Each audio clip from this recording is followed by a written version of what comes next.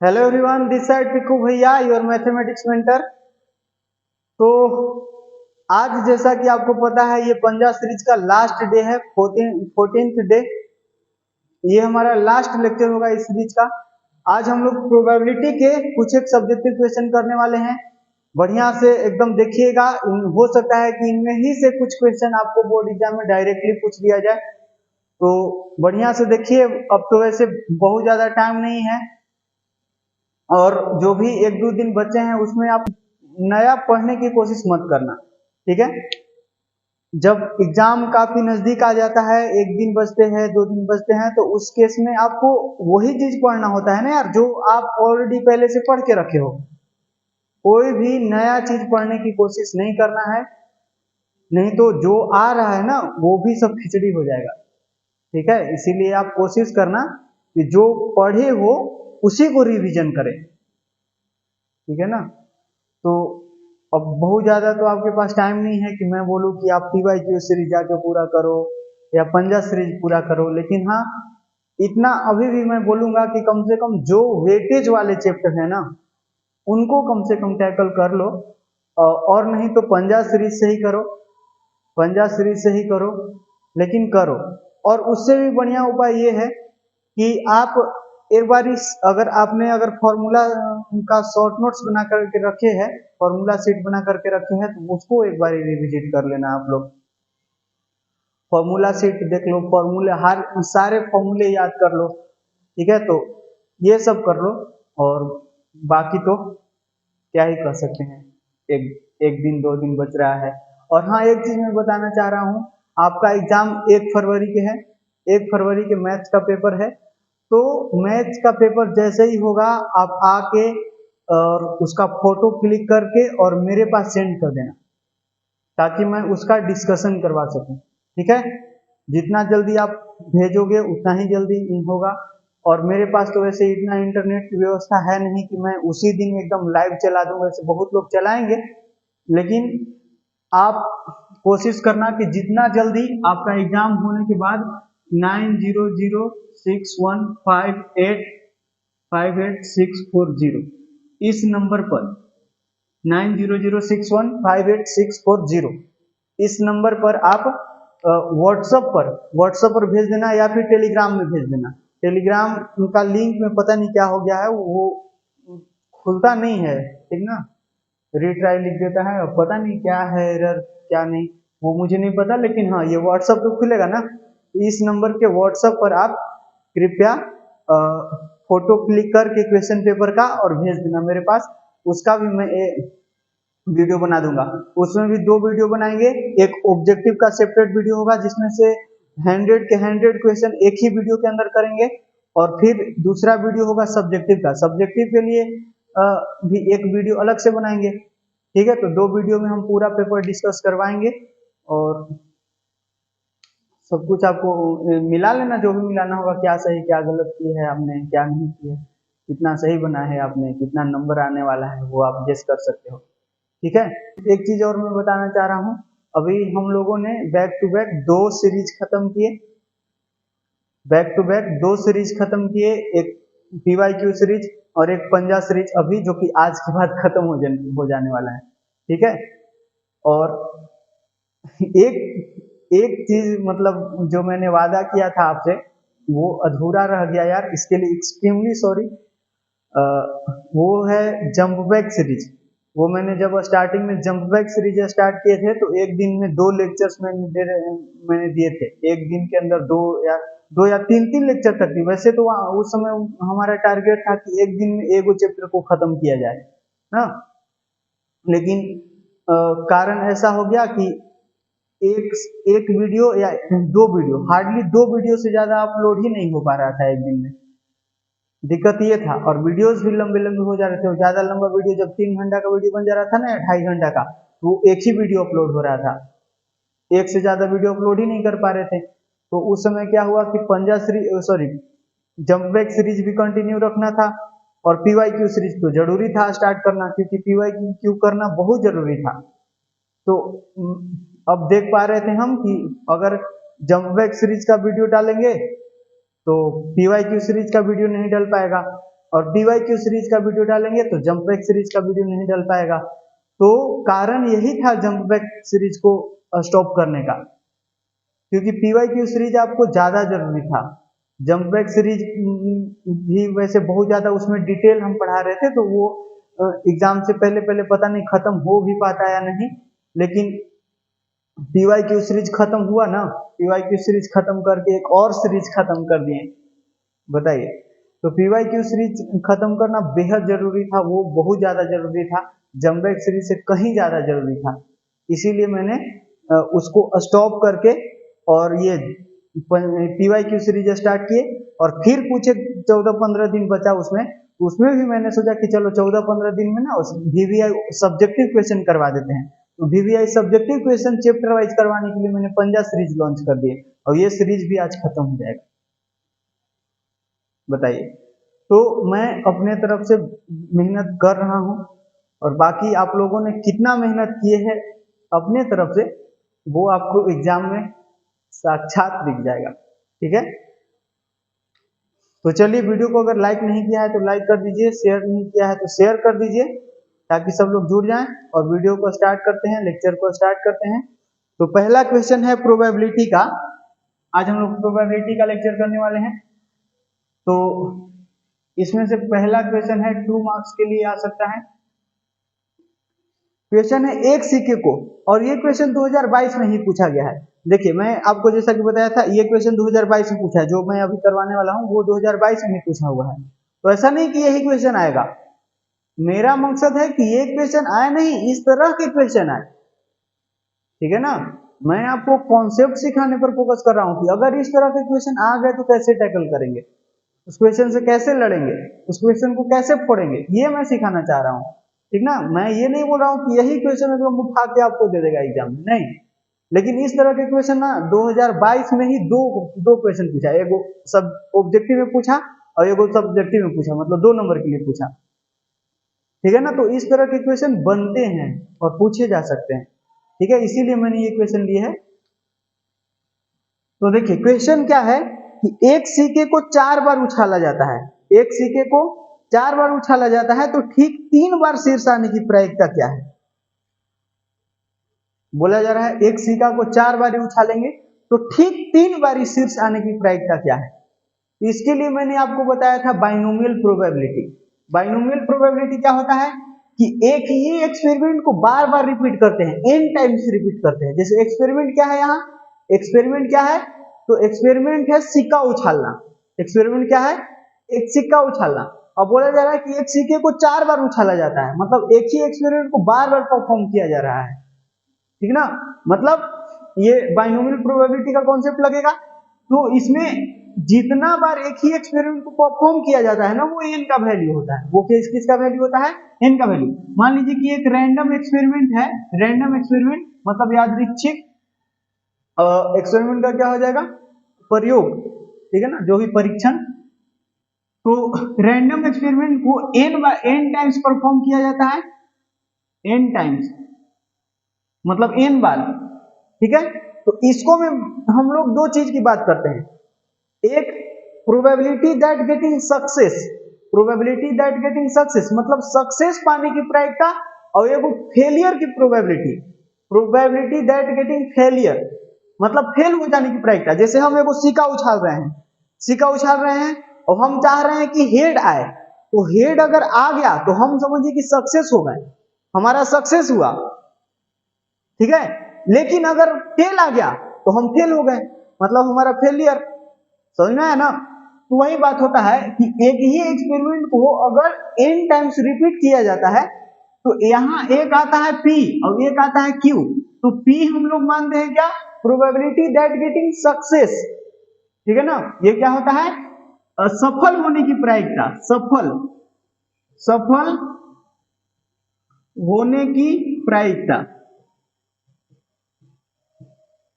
ठीक है, और ये क्यों, असफल होने की प्रायिकता, ये क्या हो जाएगा, असफल होने की प्रायिकता, होने की प्रायिकता। ठीक है, ये हो गया। समझ में आया। n क्या होता है, तो n होता है किसी रैंडम एक्सपेरिमेंट को कितना बार परफॉर्म किया जा रहा है। जैसे एक सिक्का को बोल रहा है कि 4 बार उछाला जा रहा है, मतलब n बराबर 4 हो गया, ठीक है। और p क्या होगा, p और q होता है जब इसी एक्सपेरिमेंट को एक बार परफॉर्म करेंगे ना तो सफल होने की प्रायिकता, और q क्या होता है, एक बार कर ये एक्सपेरिमेंट को एक बार करने पर असफल होने की प्रायिकता ना। तो किसी रैंडम एक्सपेरिमेंट को एक बार परफॉर्म करेंगे तो सफल होने की प्रायिकता p, और उसी रैंडम एक्सपेरिमेंट को एक बार परफॉर्म करने पर असफल होने की प्रायिकता q, ठीक है। तो कहा जाता है कि प्रोबेबिलिटी फाइंड करो कि एग्जैक्टली आर सक्सेस, मतलब जैसे इसमें बोला है ना एग्जैक्टली मतलब ठीक, इसमें बोला है कि ठीक 3 हेड 3 शीर्ष, यहाँ शीर्ष लिखा हुआ है तो शीर्ष का मतलब हेड, समझ में आया ना।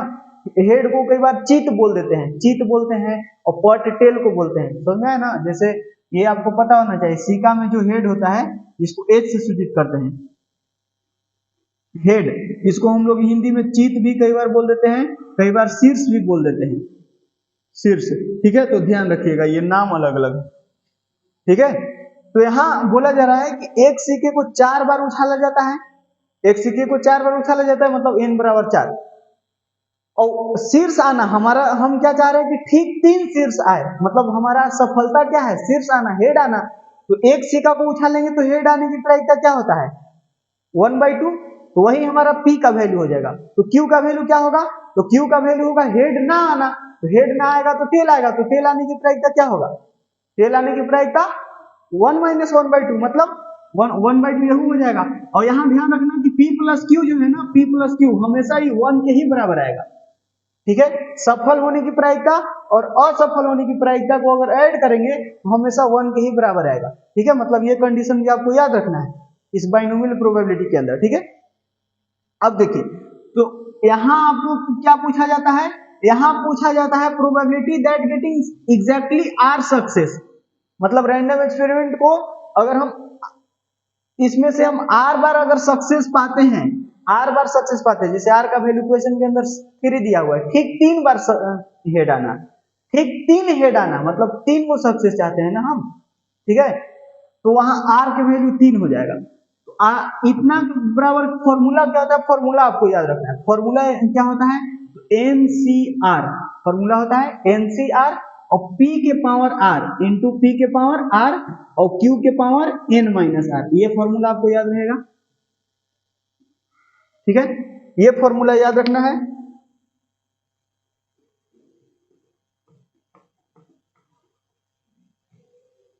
देखिए ये फॉर्मूला याद रखना है। यहां पर आपको एनसीआर अगर नहीं निकालने आता है तो मैं बता दूं एनसीआर कैसे निकालते हैं। तो एनसीआर निकालते हैं n फैक्टोरियल और बटा में n minus r factorial, n minus r करेंगे n माइनस आर फैक्टोरियल और इंटू आर फैक्टोरियल, ठीक है। यहां से एक चीज और याद रखना कि 0 फैक्टोरियल का वैल्यू हमेशा 1 होता है, 1 फैक्टोरियल का वैल्यू भी 1 होता है, 2 फैक्टोरियल का वैल्यू हो जाएगा 2 गुना 1 मतलब 2, और 3 फैक्टोरियल का मतलब हो जाएगा 3 गुना 2 गुना 1 मतलब 3 गुना 6, और 4 फैक्टोरियल का मतलब हो जाएगा 4 गुना 3 गुना 2 गुना 1 मतलब 24, ठीक है। मतलब निकाल पा रहे हो। अगर 5 फैक्टोरियल बोलेंगे तो 5 फैक्टोरियल क्या होगा, तो 5 फैक्टोरियल हो जाएगा 5 इंटू 4 इंटू 3 इंटू 2 इंटू 1, समझ में आया। मतलब जितना का फैक्टोरियल निकालना है वहां से शुरू करेंगे और गुना करते करते 1 तक जाएंगे, तो वहां से आपको फैक्टोरियल का वैल्यू निकल के आता है, ठीक है। तो वो n फैक्टोरियल, इसको एनसीआर को कैसे सॉल्व करते हैं, n फैक्टोरियल बटा में n minus r factorial into r factorial, ठीक है। समझ में आया। जैसे मैं अगर बोलूं कि 4c3 निकालो, 4c3 निकालो मतलब 4 फैक्टोरियल और बटा में 4 माइनस 3 फैक्टोरियल, तो 4 माइनस 3 1 ना, 1 फैक्टोरियल और फिर ये r की जगह 3 है, r फैक्टोरियल ना, तो r की जगह 3 है तो 3 फैक्टोरियल। तो यहाँ से आप क्या लिखोगे, यहाँ से लिखोगे 4 गुना, यहाँ जो रहेगा ना उसको छोड़ देना, जैसे 4 इंटू 3 फैक्टोरियल नहीं लिख सकते इसको, बताओ।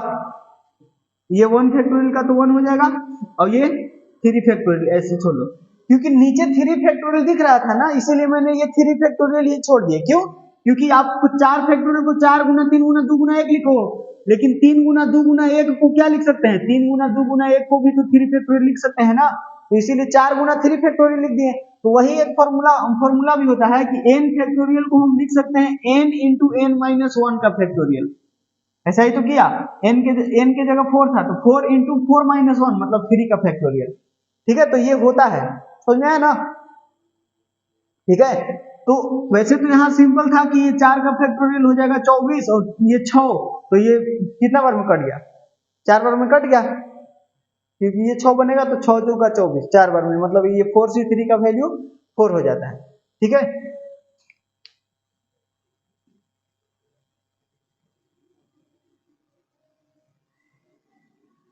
तो ये आपको सॉल्व करते आया, ये फैक्टोरियल आपको पता ही होगा, ये फॉर्मूला याद रखिएगा ताकि ये सॉल्व करते आए। ठीक है, सिंपल।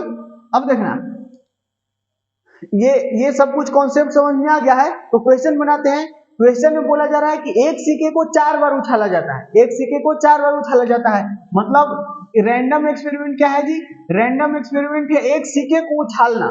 ठीक है, एक सिक्के को उछालना, एक सिक्के को उछालना, उछालना, ये हमारा रैंडम एक्सपेरिमेंट है। अच्छा, ये रैंडम एक्सपेरिमेंट है तो लिखेंगे कि चूंकि एक सिक्के को 4 बार उछाला जाता है, 4 बार उछाला जाता है, उछाला जाता है, क्योंकि एक सिक्के को 4 बार उछाला जाता है, इसीलिए n बराबर कितना हो गया, 4 ना, n बराबर कितना हो गया, 4। तो एक सिक्के को उछालने पर ना, तब एक सिक्के को, या फिर ऐसे लिखो ना, तब P बराबर क्या होगा, P क्या है बताना, P क्या है, हेड आने की प्रायिकता ना, क्योंकि शीर्ष हम क्या चाहते हैं कि ठीक 3 शीर्ष आए, मतलब शीर्ष आना हमारा सफलता होगा, शीर्ष आना हमारा क्या हो जाएगा, सफलता। तो हम क्या बोलेंगे तब, P बराबर, P क्या है, P है शीर्ष आने की प्रायिकता ना, शीर्ष आने की प्रायिकता। तो शीर्ष आने की प्रायिकता क्या होगा जी, तो 1/2, एक सिक्का को उछालेंगे तो टोटल तो 2 ही है, मतलब फेवरेबल बटा टोटल, तो फिर एक सिक्का को उछालेंगे तो चाहे तो हेड आएगा चाहे तो टेल, मतलब 2 सैंपल एलिमेंट, मतलब टोटल 2 और फेवरेबल 1, मतलब 1/2।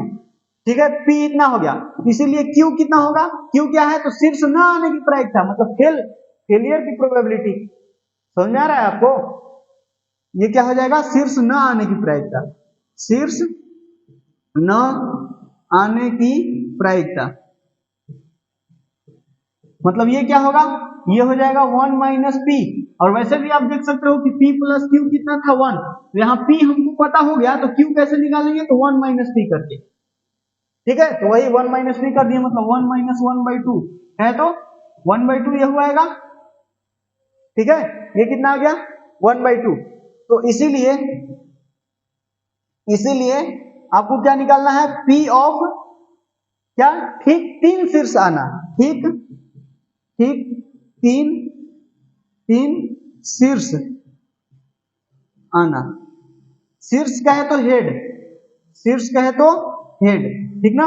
तो यहां से हम लिखेंगे P ऑफ x बराबर 3, मतलब r का जो वैल्यू, ऐसे ये फॉर्मूला हम पुट कर रहे हैं, इसका मतलब होता है कि probability that getting exactly r success, मतलब ठीक r सक्सेस पाने की प्रायिकता, इसको क्या बोलते हैं, ठीक r सक्सेस पाने की प्रायिकता।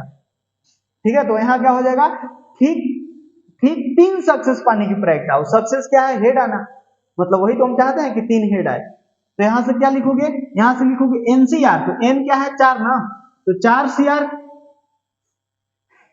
4CR नहीं 4C3 ना समझ में आ रहा है ना, R का वैल्यू कितना है, 3 है ना, यहाँ बस R, यहाँ R था तो यहाँ R लिखे थे, यहाँ 3 है तो 3 लिखेंगे, simple.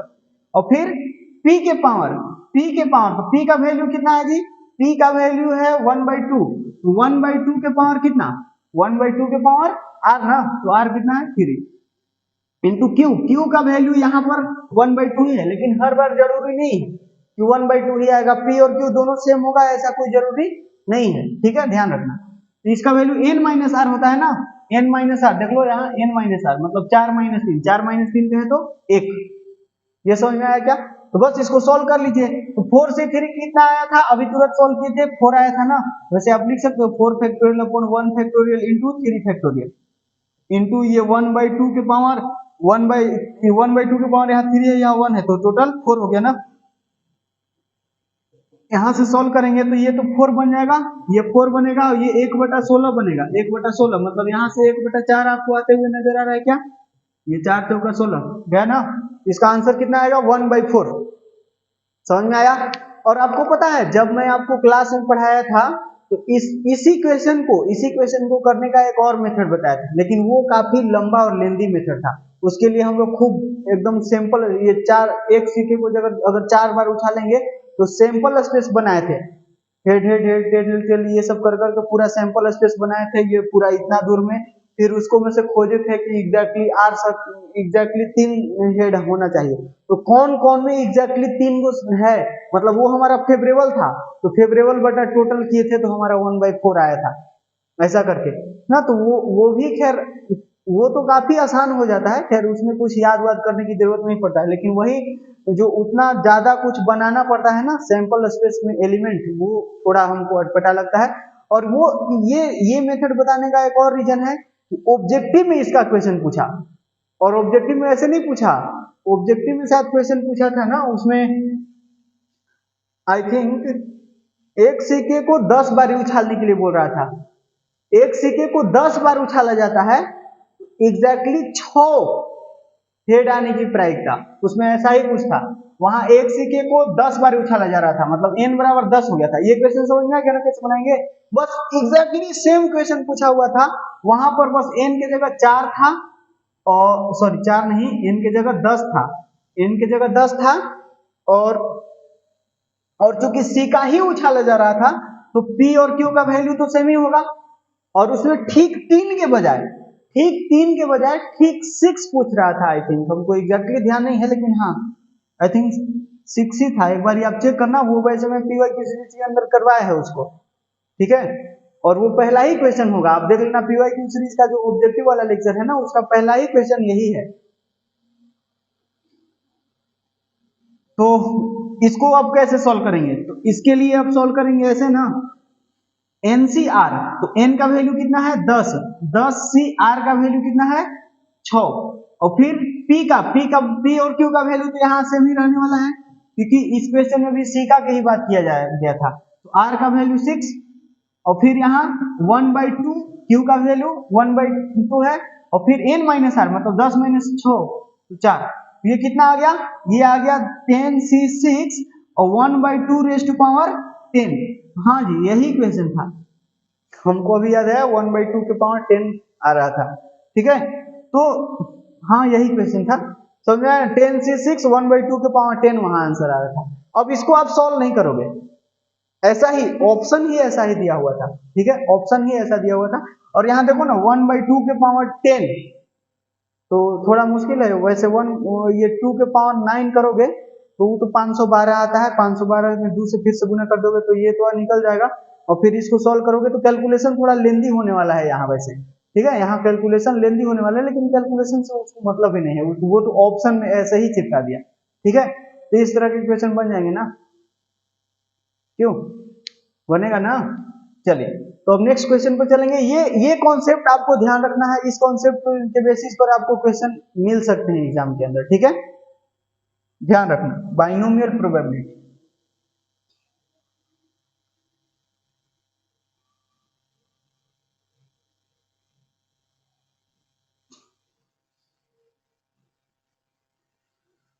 Raghupati Raghav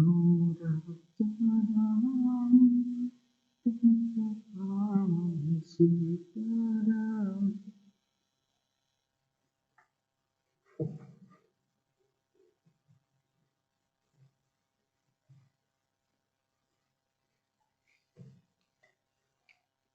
question number 2, अब बोला जा रहा है कि दो पासों को एक साथ फेंका जाता है, अंकों का योगफल 9 या 10 आने की प्रायिकता। अच्छा यहाँ मैंने शॉर्टकट बताया था DDT, DDT नाम से एक शॉर्टकट बताया था, double dice trick. Double dice trick क्या था?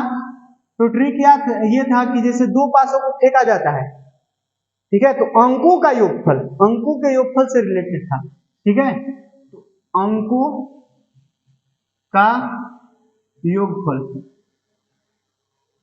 अंकों का योगफल, ठीक है ना। और यहाँ लिख दे रहे हैं कितना बार, ठीक है, कितना बार, ठीक है ना, कितना बार अंकों का योगफल और कितना बार।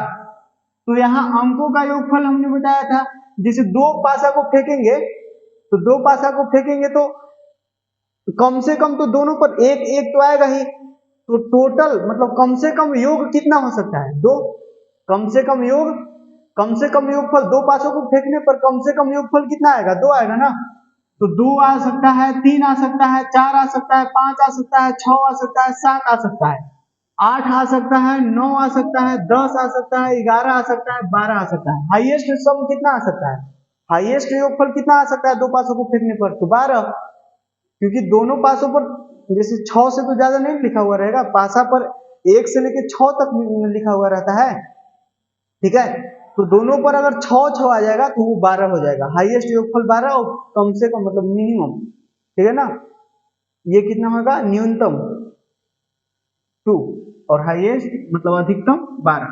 तो इसमें मैंने बताया था, इसमें देखिए अब यहां बात आती है, आप यहां से पहले एक चीज नोट करो कि ये दू और दू जो है जितना बार आएगा उतना ही बार 12 आएगा, 3 जितना बार आता है उतना ही बार 11 आता है, 4 जितना बार आता है उतना ही बार 10 आता है, 5 जितना बार आता है उतना ही बार 9 आता है, 6 जितना बार आता है उतना ही बार 8 आता है, और 7 तो अकेले है, ठीक है ना। तो 7 कितना बार आता है उसकी चर्चा करेंगे, ठीक है, ध्यान रखना।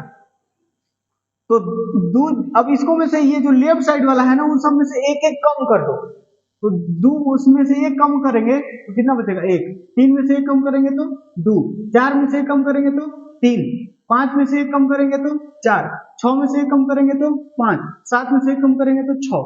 अब इसका मतलब क्या है? इसका मतलब ये है कि दो जो है ना वो एक ही बार आएगा। अंकों का योगफल, दो पासा को फेंकने पर अंकों का योगफल 2 आएगा, और कितना बार आएगा? वो एक ही बार आएगा।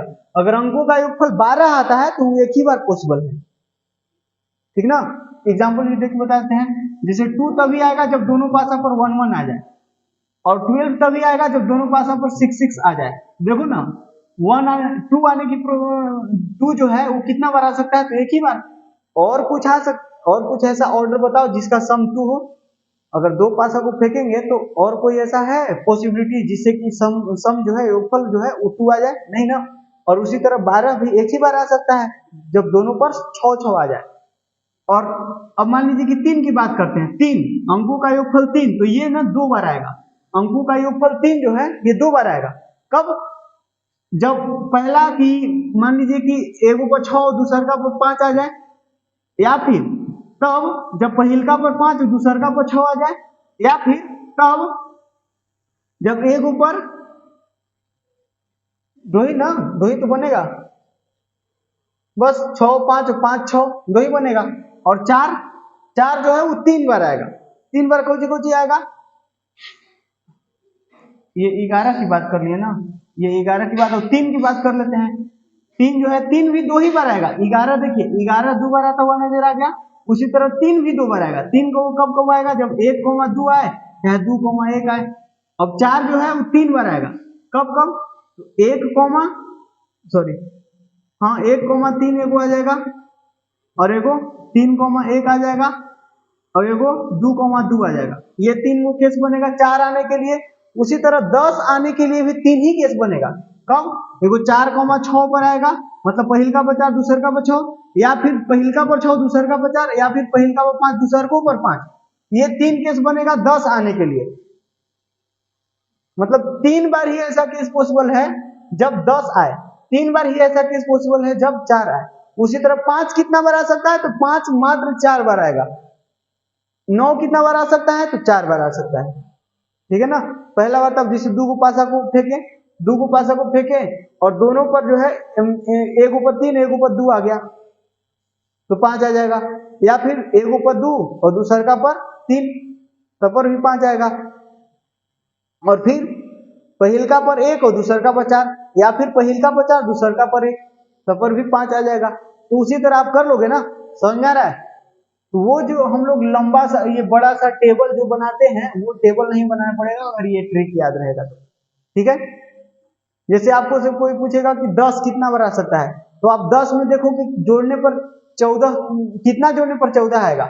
ऐसे करो, देखो ना आप यहाँ ये दोनों जोड़ के भी 14 आ रहा है, यहाँ भी 14 है, यहाँ भी 14 है, यहाँ भी 14, 9 पर 14, 8 6 14 आ रहा है ना, समझ आ रहा है? तो अगर आपको से पूछा जाए कि 11 कई बार आएगा, तो 11 में कितना जोड़ेंगे कि 14 आएगा, तो 3, तो 3 कितना बार आता है, तो 2 बार, तो 3 2 बार आता है, तो 11 भी 2 बार आएगा। ऐसे समझ में, एकदम दिमाग में एकदम होड़ पर होना चाहिए। जैसे कोई बोलेगा कि 10 कितना बार आएगा, तो 10 4 14, तो 4 कितना बार आएगा, 3 बार, एक कम, ये सब पीछे वाला जो है एक कम बार आता है ना, तो 10 में कितना जोड़ेंगे कि 14 आएगा, तो 4, मतलब 10 के सामने 4 लिखा होगा, बस याद रखना है। 14 मैं जोड़ के बता रहा हूं ताकि आपको याद रहे कि सामने क्या लिखा हुआ है। तो यहाँ हमको से कोई पूछेगा कि अगर कि 10 कितना बार आएगा, तो योगफल 10 कितना बार आ सकता है, तो योगफल 10 कितना बार आएगा, तो 10 के सामने कितना लिखा हुआ है ये पता करेंगे। तो वो कैसे पता होगा, तो 10 में कितना जोड़ेंगे कि 14 आएगा, तो 10 4 14, क्योंकि 4 3 बार आता है इसीलिए 10 भी 3 बार आएगा, ठीक है। 8 कितना बार आएगा, तो 8 में कितना जोड़ेंगे कि 14 आएगा, तो 8 6 14, क्योंकि 6 5 बार आता है इसीलिए 8 भी 5 बार आएगा, ठीक है ना, समझ में आया। और 7 कितना बार आएगा, 6 बार आएगा, ठीक, याद हो गया। तो ये ट्रिक याद रखना है। जैसे क्वेश्चन में कई बार पूछ देता है कि दो पासा को एक साथ फेंका जाता है तो दोनों पासों पर आए अंकों का योग 9 आने की प्रायिकता क्या होगा। दोनों पासों पर आए अंकों का योग 9 होने की प्रायिकता क्या होगा। तो टोटल तो 36 होता है, दो पासा को फेंकने पर सैंपल एसोसिएशन टोटल एलिमेंट कितना होता है 36, और फेवरेबल कितना होगा, फेवरेबल ऊपर लिखना होता है ना और टोटल नीचे, प्रोबेबिलिटी का वैल्यू यही होता है फेवरेबल अपॉन टोटल, तो टोटल तो 36 और फेवरेबल कितना होगा, फेवरेबल कितना होगा, तो फेवरेबल जितना बारी कितना में 9 बोला ना, 9 आएगा। जैसे दोनों पासों पर आए अंकों का योग 9 होगा, तो दोनों पासों पर आए अंकों का योग 9 जितना बार आ सकता है वो हमारा फेवरेबल, तो 9 कितना बार आएगा, तो 9 5 14, क्योंकि 5 4 बार आता है इसीलिए 9 भी 4 बार आएगा। वैसे भी आपको दिख रहा है कि 9 4 बार आएगा, तो 4 मतलब 4 9 36, 1/9 इसका आंसर हो गया, ठीक है। बोला जाएगा कि दो पासों को एक साथ फेंका जाता है, पासे पर आए अंकों का योगफल 6 या 7 या 8 आने की प्रायिकता क्या होगा। अब इसका मतलब क्या है तो देखना, तो ऐसे करो, सबके नीचे 36 होगा, ठीक है। अब ऊपर फेवरेबल लिखना है, देखो कि 6 कितना बार आएगा, 6 तो 5 बार आएगा, 7 कितना बार आएगा, तो 7 7 14, मतलब ये 6 बार आएगा, 8 6 14, तो ये 5 बार आएगा, 8 5 बार आता है, 7 6 बार आता है और 6 5 बार आता है, ठीक ना। तो बस और या है तो या के जगह प्लस कर दो, तो यही आपका आंसर आ जाएगा 5/36, 6/36 और 5/36, 10 6 16/36, ठीक है। 16/36 आपका फाइनल आंसर हो जाएगा, समझ में आया ना। दो पासों को फेंका जाता है, आए अंकों का योगफल 6 या 7 चाहे 10 या 11 आने की प्रायिकता क्या होगा। आपको पूछ दिया कि दो पासों को फेंका जाता है, पासे पर आए अंकों का योगफल 10 या 11 आने की प्रायिकता क्या होगा। तो टोटल तो 36 होगा और या है तो प्लस कर दिए, ऊपर फेवरेबल लिखना है, तो देखो कि 10 कितना बार आएगा, 10 कितना बार आता है, तो 10 4 14, क्योंकि 4 3 बार आता है इसीलिए 10 भी 3 बार आएगा, और 11 और 3 14, क्योंकि 3 2 बार आता है इसीलिए 11 भी 2 बार आएगा, बस 3 2 5/36, 5/36 इसका आंसर हो जाएगा। बताओ समझ में आया, ठीक है। 10 3 बार, 11 2 बार, दिख रहा है ना। तो ऐसे इस ट्रिक से काफी आसानी से कर पाओगे। और इसी ट्रिक का क्वेश्चन है कि दो पासों को एक साथ फेंका जाता है तो योगफल 9 या 10 आने की प्रायिकता, क्वेश्चन में है कि 9 या 10 आने की प्रायिकता, मतलब नीचे तो 36 आएगा और चूंकि या है तो प्लस कर दीजिए, और फिर 9 कितना बार आएगा, तो 9 5 14, 9 5 14, 5 कितना बार आता है 4 बार, तो 9 भी 4 बार आएगा, ठीक है। तो ये 4 लिख दिए। फिर 10 4 14, तो 4 जो कि 3 बार आता है इसीलिए 10 भी 3 बार आएगा, ठीक है। तो 4 3 7/36, 7/36 इसका आंसर हो जाएगा, समझ में आया। तो ये जो 2 नंबर का क्वेश्चन था ये तो ऐसे ही बन गया, लेकिन ये ट्रिक पता था तब ना, नहीं पता रहेगा तब कैसे बनाएंगे? तो उसके लिए आपको मेहनत करना पड़ेगा, ठीक है, और वो मेहनत करके ही बनाना है। ये तो मैंने बताया कि अगर ऑब्जेक्टिव में पूछ दिया ना तो ऐसे बनाएंगे, ठीक है।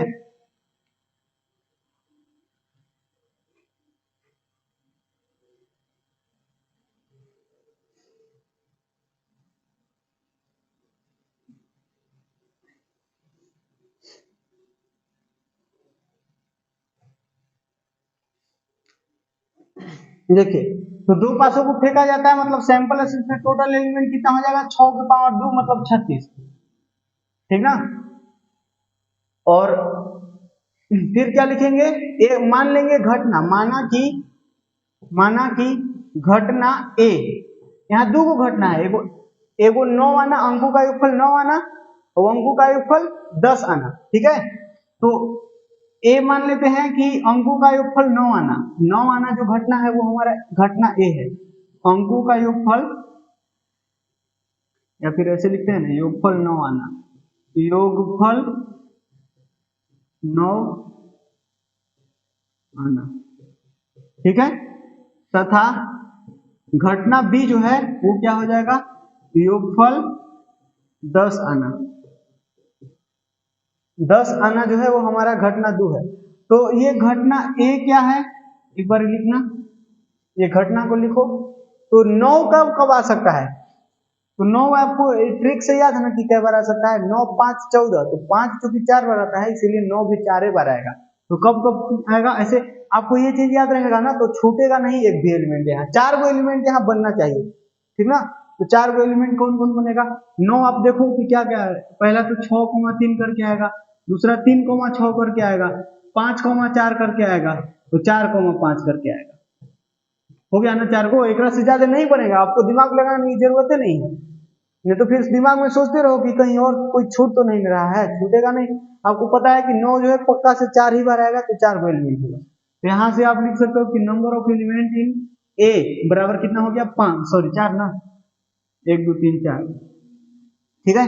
उसी तरह ये घटना बी को लिखो, तो योगफल 10, तो योगफल 10 4 14, 4 चूंकि 3 बार आता है तो 10 भी 3 ही बार आएगा, तो यहाँ पक्का 3 को एलिमेंट आएगा, ठीक है। तो कौन कौन आएगा, तो बस 6,4 कर दो, 4,6 कर दो, 4,6 कर दो, और 5,5 कर दो, मुझे 3 ही एलिमेंट आएगा, अब दिमाग लगाने की जरूरत नहीं है। तो यहाँ से आप लिख सकते हो कि इसलिए number of element in B बराबर कितना हो गया, 3 ना, ठीक है, 1 2 3, ये हो गया। अब आप देखोगे कि यहाँ में कुछ कॉमन है क्या, एक भी एलिमेंट कॉमन है क्या, बताओ।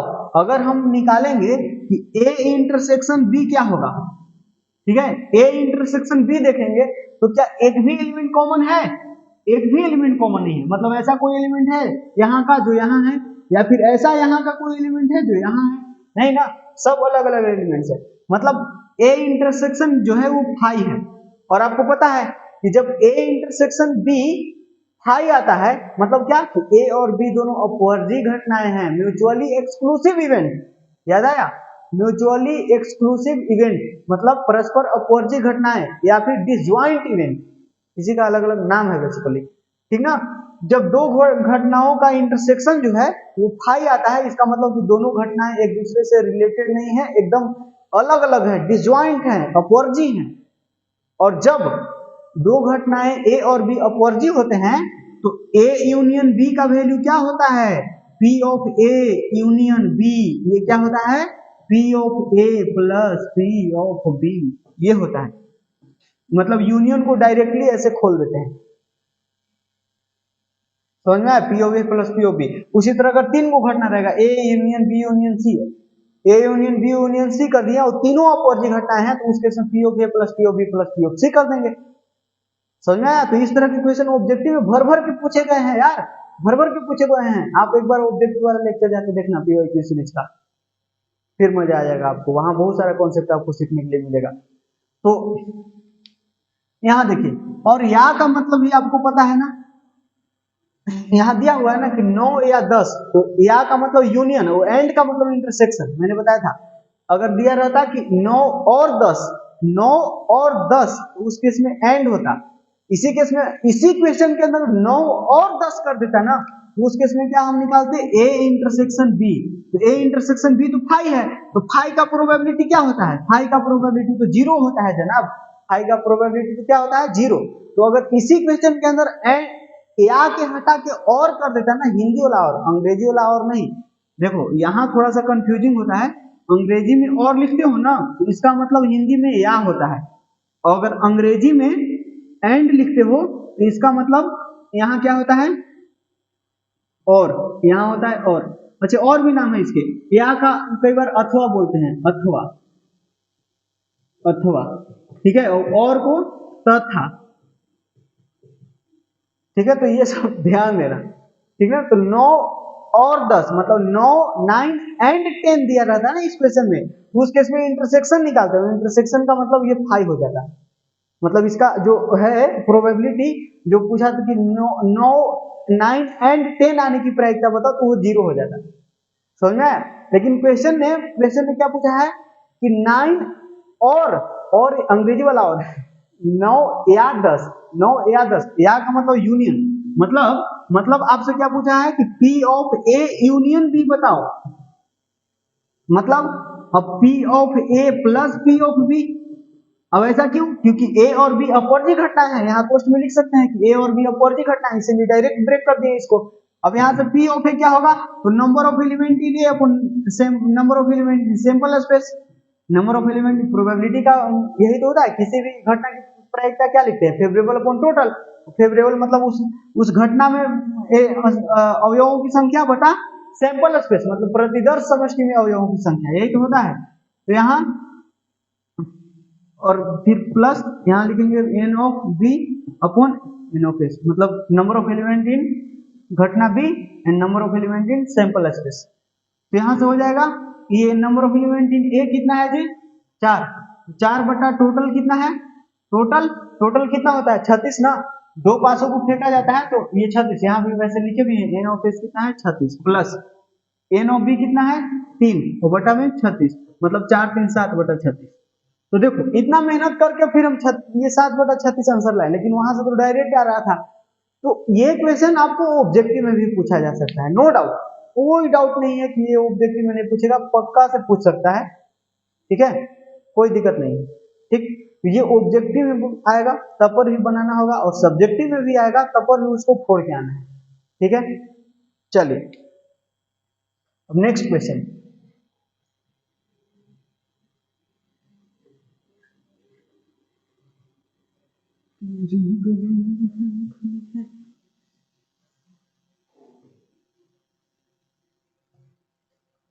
हाँ जी सर, अब क्वेश्चन नंबर 3 पर चलेंगे। क्वेश्चन नंबर 3 क्या है, question number 3 P of A, P of A दिया है 3/8, 3/8। अच्छा ये पता है ना कि प्रोबेबिलिटी का वैल्यू, किसी भी घटना की प्रोबेबिलिटी जो है, किसी भी घटना की प्रोबेबिलिटी जो है वो कम से कम 0 हो सकता है और ज्यादा से ज्यादा 1 हो सकता है। किसी भी घटना की प्रोबेबिलिटी जो है वो कम से कम 0 और ज्यादा से ज्यादा 1। अभी हमको अभी याद आ गया तो इसलिए मैंने बता दिया आपको, क्योंकि ये ऑब्जेक्टिव में भी पूछ सकता है, ठीक है। वैसे यहाँ यूज नहीं आने वाला है, डोंट वरी, लेकिन याद रखना है। और ये आपको याद रखना है, ये तो 10वीं 9th 10th से ही आपको पढ़ाया जा रहा है, जहां से प्रोबेबिलिटी जिस क्लास से स्टार्ट होता है ना, वहीं से ये बताया जाता है कि प्रोबेबिलिटी का वैल्यू कभी 0 से छोटा नहीं आएगा, मतलब निगेटिव नहीं आएगा, और 1 से बड़ा नहीं आएगा। पॉइंट में ये 0 पॉइंट समथिंग आ सकता है, वो समझ में आया, 1 पॉइंट समथिंग नहीं आएगा, हार्डली 1 होता है, और मिनिमम 0, ठीक है। तो ये वैसे यहाँ यूज नहीं आने वाला, बता दिया कि आपको अगर नहीं पता होगा तो याद कर लो, क्योंकि ऑब्जेक्टिव में पूछ सकता है, ठीक है। चलिए P ऑफ A दिया हुआ है 3/8 और P ऑफ B दिया है 1/2, P ऑफ B है 1/2, और क्या दिया है, हाँ P of A intersection B दिया है, and P of A intersection B that is 1/4, 1/4। हाँ जी, अब यहां से दो बातें पूछी गई है, यहाँ से दो बातें पूछी गई है। पहला बात कि probability of A complement upon B complement बताओ, probability of A complement given B complement. और दूसरी बात पूछी गई है probability of B complement given A complement. बताइए ये क्या है? ये कंडीशनल प्रोबेबिलिटी, याद आया? यहां आपको पता है ये इसका फॉर्मूला मैंने बताया था, ऐसे लिखा हुआ रहेगा P ऑफ A B, ऐसे P ऑफ A और फिर ऐसे बीच में डंडा रहेगा और ऐसे B, या इसी चीज को ऐसे लिख देते हैं कई बार P ऑफ A और ये डंडा को तिरछा कर देते हैं P ऑफ B, और कई बार इसी चीज को ऐसे लिखते हैं P ऑफ A और फिर डंडा को एकदम A के नीचे लाके बिठा देते हैं और यहाँ बन जाता है B। अरे रुक जाना यार, लाइट अचानक से कट हो गया, पता नहीं क्यों। अच्छा हाँ आ गया। चलिए हम क्या बोल रहे थे कि ये बात बता रहे थे। यहाँ क्या है, ये दिया रहता है, ये दिया रहता है, ये दिया रहता है, मतलब एक ही चीज है, ये तीनों अलग अलग लिखने का तरीका है और कुछ नहीं, बाकी सब कुछ सेम है। तो यहाँ इसका फॉर्मूला क्या होता है? फॉर्मूला होता है P of A intersection B।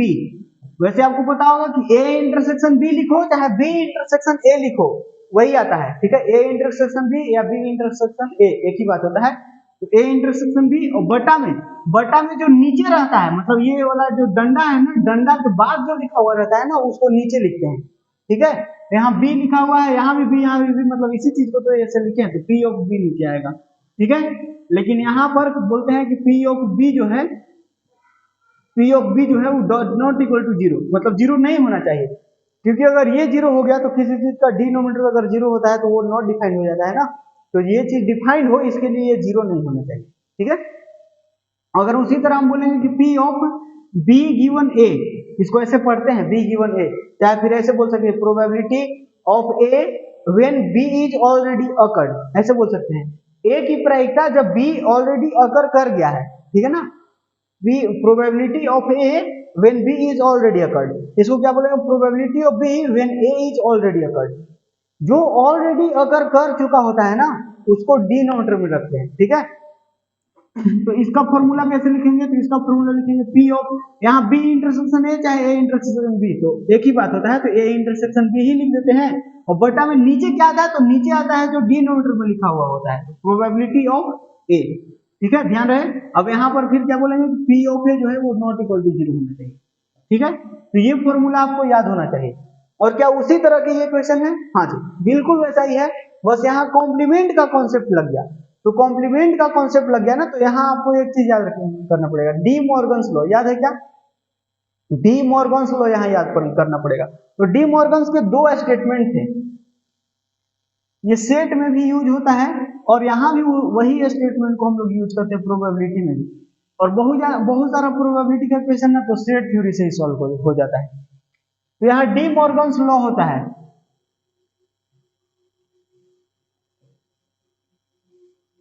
D Morgan's के दो स्टेटमेंट था, ठीक है?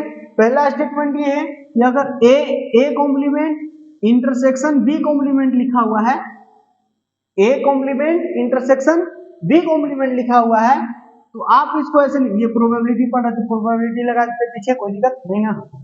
अब इसको हम ऐसे लिख सकते हैं probability of A union B का होल कॉम्प्लीमेंट, समझ आया? इसको आप ऐसे लिख सकते हैं, मतलब यहाँ आप ये कॉम्प्लीमेंट हटा के एकदम पूरा के होल पावर में चढ़ाना चाहते हैं, मतलब होल कॉम्प्लीमेंट करना चाहते हैं ना, तो बस इंटरसेक्शन को यूनियन बना दो। और दूसरा क्या है? तो दूसरा बस इसका उल्टा, कि अगर यहाँ पर प्रोबेबिलिटी ऑफ, यहाँ ए कॉम्प्लीमेंट यूनियन यहीं पर रखा हुआ है, मतलब यहीं पर अगर union A complement union B complement, तो इसको ऐसे कर देंगे कि प्रोबेबिलिटी ऑफ, अगर होल कॉम्प्लीमेंट करना चाहते हैं तो बस यूनियन को इंटरसेक्शन बना देंगे, ए इंटरसेक्शन बी, ठीक है? तो ये दो स्टेटमेंट है, याद हुआ क्या? समझ आया? और आपको ये पता है ना, ये पता है आपको कि P ऑफ A कॉम्प्लीमेंट क्या होता है? P ऑफ A कॉम्प्लीमेंट होता है 1 माइनस P ऑफ A, ठीक है? कोई घटना यहाँ लिखा हुआ है, उसका कॉम्प्लीमेंट है तो 1 माइनस कर दीजिए वो घटना। तो यहाँ जो घटना है वो क्या है, यहाँ जो घटना है ए यूनियन बी एक घटना है, ए यूनियन बी क्या है, एक घटना है। इसको अपन क्या लिख सकते हैं, इसको अपन लिख सकते हैं 1 minus P of A union B, ऐसे लिख सकते हैं क्या। अगर हम कॉम्प्लीमेंट देखना ही नहीं चाहते हैं, कॉम्प्लीमेंट से हमको बहुत नफरत अगर हो गया है, तो इसको हम हटाना चाहते हैं, इसको देखना ही नहीं चाहते हैं, तो आप ऐसे लिख सकते हो। समझ में आया, आप क्या लिख सकते हो, 1 minus P of A union B. ठीक है, समझ में आया, ठीक है ना। चलिए, तो ये कॉन्सेप्ट हम यहाँ यूज करेंगे। क्यों यूज इसलिए करेंगे क्योंकि आपको ये अभी मैंने बताया कि P of A given B, इसका फॉर्मूला क्या लिखते हैं, तो P of A intersection B और बटा में P ऑफ B जो नीचे रहता है उसका प्रोबेबिलिटी, ऐसे लिखते हैं ना। तो यहाँ हम क्या लिखेंगे, P ऑफ A के जगह पर A कॉम्प्लीमेंट है, तो यहाँ हम A कॉम्प्लीमेंट ही ना लिखेंगे यार, P ऑफ A कॉम्प्लीमेंट लिखेंगे, और फिर इंटरसेक्शन है तो इंटरसेक्शन लिखेंगे, फिर नीचे वाला तो नीचे B कॉम्प्लीमेंट है तो B कॉम्प्लीमेंट लिखेंगे, और बटा में P ऑफ B कॉम्प्लीमेंट लिखेंगे। तो अब क्या करेंगे, तो अब इसको ऐसे करेंगे, ये क्या है, तो इसको डी मॉर्गन्स लॉ से हम इस रूप में बदलेंगे। तो यहाँ क्या हो जाएगा, P ऑफ A इंटरसेक्शन है तो यूनियन कर दीजिए B और कॉम्प्लीमेंट इसके छत पे चढ़ा देंगे। ठीक है, अब यहाँ क्या है, P ऑफ B कॉम्प्लीमेंट। बस अब हमको कॉम्प्लीमेंट से नफरत है, बिल्कुल देखना नहीं चाहते हैं, तो हम क्या करेंगे, 1 minus P of A union B, ये वाला कॉन्सेप्ट यूज कर लिए, और बटा में 1 माइनस P ऑफ B। ठीक है ना, कर लिए।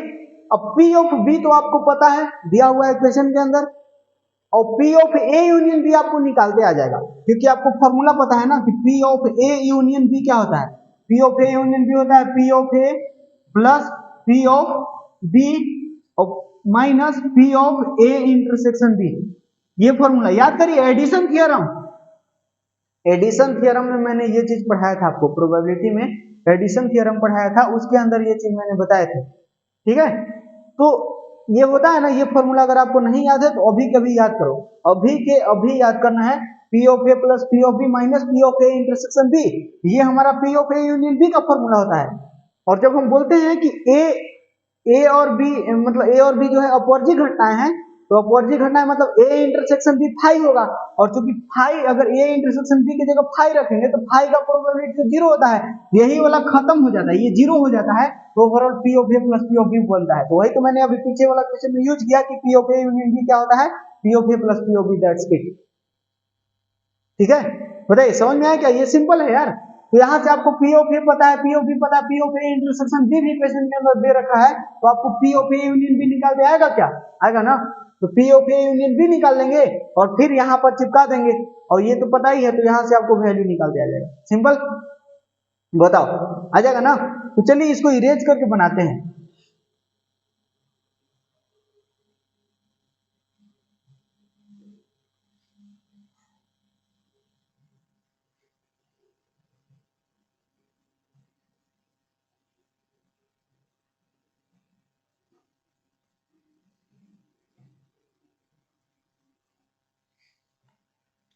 यहाँ पर मैं निकाल लेता हूँ P of A union B, शुरू में ही निकाल लेना वैसे, ठीक है ना, इतना A दिया है, B दिया है, इंटरसेक्शन दिया है, तो A यूनियन B निकाल लेना। A यूनियन B क्या हो जाएगा, P of A plus P of B minus P of A intersection B। ठीक है, तो P ऑफ A कितना है, P ऑफ A है 3/8, 3/8 प्लस P ऑफ B कितना है 1/2, और माइनस ये कितना है 1/4। इसको सॉल्व करना, तो सॉल्व करने के लिए आप ऐसा करो, यहाँ पर 4 से मल्टीप्लाई कर दो ऊपर नीचे, यहाँ पर 2 से मल्टीप्लाई कर दो ऊपर नीचे, तो डिनोमिनेटर सेम हो जाता है ना, तो ये सब भिन्न करके गुना सॉरी जोड़ घटाव करना आसान हो जाता है। तो 3 और 4 7 माइनस 2, 7 माइनस 2 5, ये आ गया 5 बटा नीचे 8। तो ओवरऑल इसका आंसर कितना आ गया, ये P of A union B कितना आ गया 5/8। तो बस यहाँ चिपकाओ 1 माइनस 5/8, और 1 माइनस P ऑफ B कितना है, P ऑफ B है 1/2 ना, 1/2। यहाँ से कितना आया 8 में से 5 गया तो 3, ये 3/8 और ये 1/2, ये कितना आ गया 3/8 गुना ये 2/1, तो ये 4 बार में मर गया, ये 3/4 बचा। ठीक है, तो P of A complement given B complement का वैल्यू कितना आ गया 3/4। समझ में आया? सिंपल। चलिए अब इसको फोड़ते हैं। ये क्या होगा? वही P of A complement intersection B complement. यहाँ बी कॉम्प्लीमेंट इंटरसेक्शन चाहे ए कॉम्प्लीमेंट लिखो या फिर A complement intersection B complement लिखो, एक ही बात है। इंटरसेक्शन में सेम होता है, चाहे यूनियन में भी सेम होता है। ए यूनियन बी लिखो चाहे बी यूनियन ए लिखो, एक ही बात होता है। अब यहाँ लेकिन नीचे क्या आएगा? नीचे आएगा जो नीचे है उसका प्रोबेबिलिटी लिख दिया। फिर यहाँ पर हम डी मॉर्गन्स के नियम यूज करेंगे, डी मॉर्गन्स लॉ यूज करेंगे। तो यहाँ क्या हो जाएगा? P ऑफ ये जो कॉम्प्लीमेंट है वो हम छत पर देखना चाहते हैं, तो बस A और B लिखो और इंटरसेक्शन है तो यूनियन बना दो, दैट्स इट। अब यहाँ पर नीचे क्या है? नीचे A कॉम्प्लीमेंट ही छोड़ दो अभी के लिए, और फिर यहाँ कॉम्प्लीमेंट उड़ा दो एक साथ दोनों पर से। यहाँ से 1 minus P of A union B और बटे में 1 माइनस P ऑफ A, ठीक है। ये 1 माइनस 5/8 और नीचे क्या आएगा? 1 माइनस P ऑफ A। तो P ऑफ A कितना है? 3/8 ना। ये कितना है? 3/8। यहाँ से कितना आएगा सॉल्व करना? ये कितना आएगा? 8 में से 5 गया तो 3, तो ये 3/8 और ये 8 में से 3 गया तो 5, तो 5/8, तो ये तो 3/5 आ गया ना। कितना आ गया? 3/5। समझ में आया? तो हो गया। तो ये क्वेश्चन 2 मार्क्स के लिए पूछा गया था। तो बहुत लंबा नहीं है, बड़ी बढ़िया चीज इसमें सीखने के लिए मिला, बहुत सारा कॉन्सेप्ट सीखने के लिए मिला। ये फॉर्मूला मिला, डी मॉर्गन्स लॉ मिला, तो ठीक है, इस तरह के क्वेश्चन पूछे जा सकते हैं, ठीक है ना।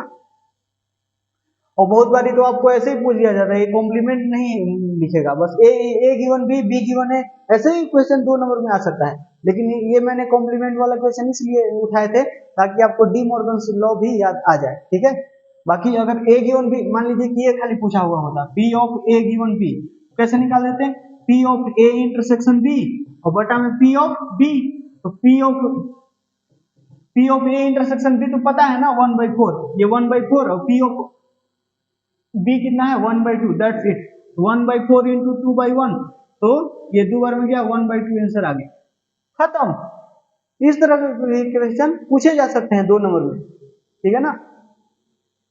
लेकिन यहाँ मेरा मकसद था कि आपको बहुत सारा चीज सीखने के लिए मिले एक साथ, इसीलिए मैंने ये क्वेश्चन लिया, ठीक है ना। चलिए, खैर ये क्वेश्चन आ गया तो इस तरह के क्वेश्चन तो बन ही जाएंगे यार। और हाँ देखिए, यहाँ कंडीशनल प्रोबेबिलिटी भी सीखे, तो इसमें अच्छा कॉन्सेप्ट सीखने के लिए मिला।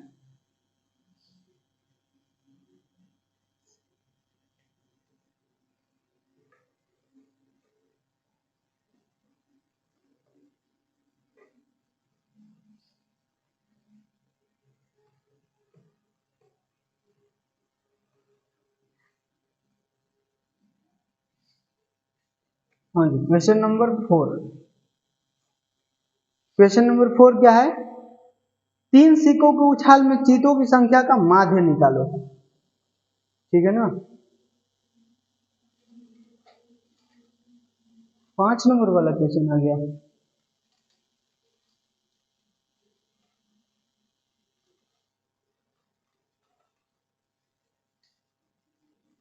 वो 5 नंबर वाला क्वेश्चन आज ज्यादा है। चलिए, अब 5 नंबर वाला क्वेश्चन है, बोला जा रहा है 3 सिक्कों के उछाल में चीतों की संख्या का माध्य। क्वेश्चन लिख रहा हूं, 3 सिक्कों की उछाल में चीतों की संख्या का मान।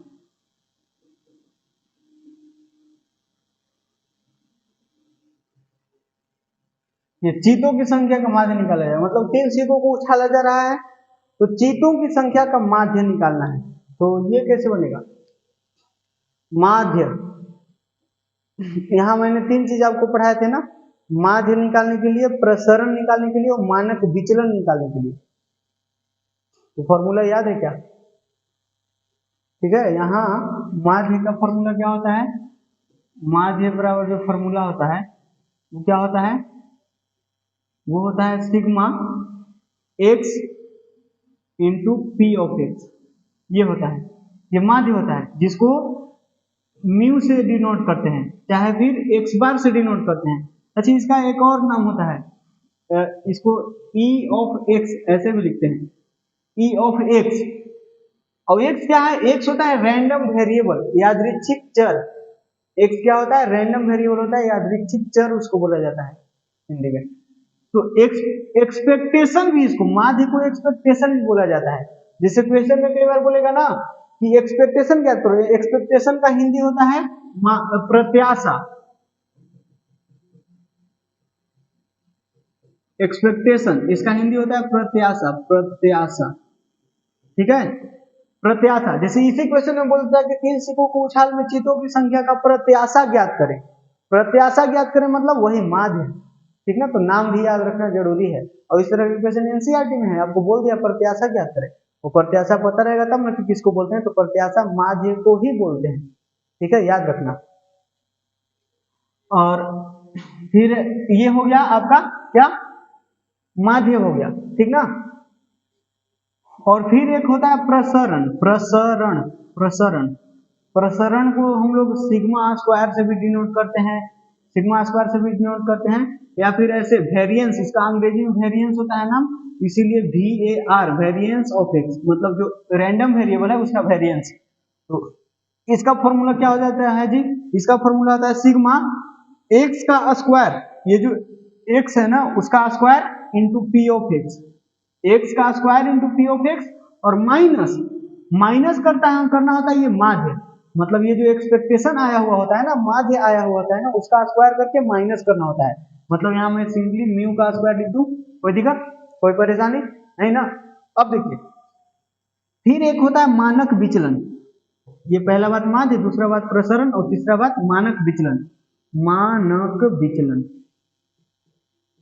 मानक विचलन जिसको हम लोग standard deviation, standard deviation SD, SD से भी सूचित करते हैं, या फिर इसको ऐसे सूचित करते हैं स्क्वायर रूट ऑफ, ये सिग्मा से, ठीक ना, ये सिग्मा स्क्वायर है ना, तो ये सिग्मा, और इसका फॉर्मूला क्या होता है? फॉर्मूला होता है जो वेरिएंस आया है ना उसका स्क्वायर रूट ले लो, वेरिएंस का स्क्वायर रूट मतलब VAR of x, that's it.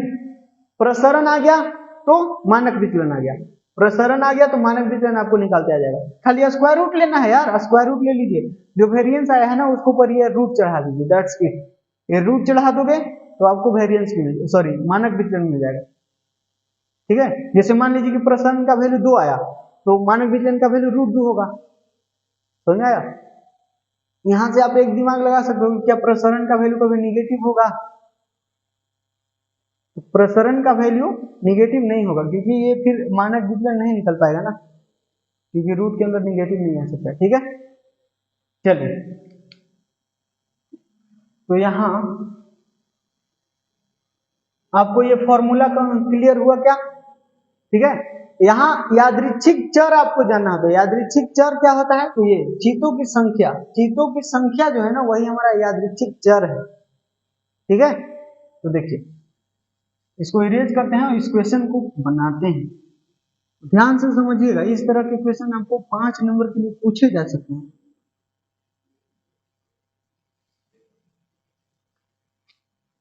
तो क्योंकि ये यहाँ क्या है? रैंडम वेरिएबल ना, रैंडम वेरिएबल x, ये है रैंडम वेरिएबल,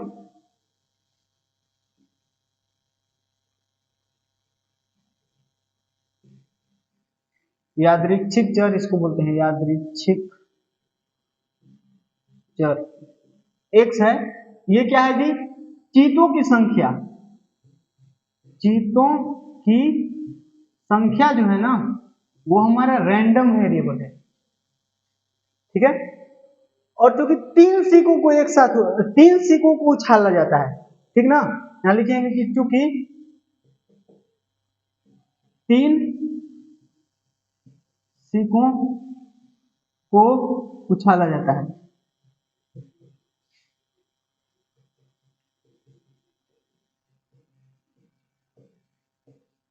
देखिए अब चूंकि 3 सिक्कों को उछाला जाता है, जैसे 3 वो सिक्का हाथ में लिए और फेंक दिए, तो उसमें क्या क्या हो सकता है? उसमें ऐसा हो सकता है कि तीनों के तीनों पर टेल आ गया, तीनों सिक्कों पर जो है टेल आया, या फिर ऐसा भी हो सकता है कि तीनों पर हेड आ गया, या फिर ऐसा भी हो सकता है कि पहिलका पर तो हेड आया, दूसरका पर टेल आया और तीसरको पर टेल आ गया। या फिर ऐसा भी हो सकता है कि पहिलका पर हेड आया, दूसरका पर टेल आया। इस तरह के बहुत सारे पॉसिबिलिटी है ना, अलग अलग पॉसिबिलिटीज बनेंगे। ठीक है, खैर वो हम अभी काउंट करने में इंटरेस्टेड नहीं है, लेकिन आपको समझ में आ रहा है कि ये सब केसेस बनेंगे अलग अलग, समझ में आ रहा है ना। तो यहाँ मैं क्या बोल रहा हूं कि x का वैल्यू क्या होगा, चीतों की संख्या ना, चीतों की संख्या क्या, चीतों की संख्या हमारा x है, मतलब x का वैल्यू क्या होगा, क्योंकि 3 सिक्कों को उछाला जाता है, इसलिए x बराबर क्या क्या हो सकता है, x बराबर हो सकता है, पहला केस की हो सकता है कि किसी पर भी हेड नहीं आया। हेड मतलब चित, चित मतलब क्या है, हेड, तो हम हेड की बात कर रहे हैं। ठीक है, तो पहला केस तो ऐसा बनेगा कि एक भी हेड ना आए, मतलब चीतों की संख्या 0 भी हो सकता है। इसी का माध्य निकालना है, तो माध्य के लिए आपको रैंडम वेरिएबल का वैल्यू देखना होगा कि क्या क्या हो सकता है। ठीक ना, तो पहला तो 0 होगा, 0 मतलब क्या कि एक भी सिक्का पर हेड नहीं आया, मतलब चित नहीं आया। या फिर ऐसा भी हो सकता है कि खाली एक सिक्का पर हेड आया, मतलब चीतों की संख्या 1 आया, मतलब x बराबर 1 भी हो सकता है, x बराबर 2 हो सकता है क्या, हाँ जी बिल्कुल हो सकता है। ऐसा हो सकता है ना कि 3 गो सिक्का फेंके हैं तो कोई 2 गो पर खाली हेड आया, हो सकता है ना कि 2 गो पर हेड आया, 1 पर टेल आ गया। क्या x का वैल्यू 3 हो सकता है, जी हाँ बिल्कुल हो सकता है। ऐसा भी हो सकता है ना कि तीनों के तीनों पर हेड आ गया, तो ये भी हो सकता है x का वैल्यू। क्या x का वैल्यू 4 होगा, क्या x का वैल्यू 4 होगा, जी नहीं। अरे यार 3 गो सिक्का फेंके हैं, 4 गो कैसे हेड आ सकता है, ज्यादा से ज्यादा तीनों पर हेड आएगा। अब चौथा सिक्का है ही नहीं तो हेड कहां से आएगा, ठीक है ना। तो एक रैंडम वेरिएबल जो होता है यहाँ, उसका वैल्यू क्या क्या हो सकता है, तो वैल्यू होता है 0 से उठा के 4 तक, 0 से उठा के, सॉरी 4 तक नहीं, ये 4 नहीं होगा, n तक, मतलब n यहाँ कितना है, कितने सिक्कों को, 3 सिक्कों को, तो यहाँ 3 तक। ठीक है, बोलता कि 4 सिक्कों को उछाल में तो 0 1 2 3 4 तक होता, 5 सिक्कों को उछाल में तो 0 1 2 3 4 5 तक होता। ये बात समझ में आ रही है ना आपको। तो 0 का मतलब क्या है, 0 का मतलब ये है कि एक भी बार चित नहीं आया, मतलब एक भी हेड नहीं आया।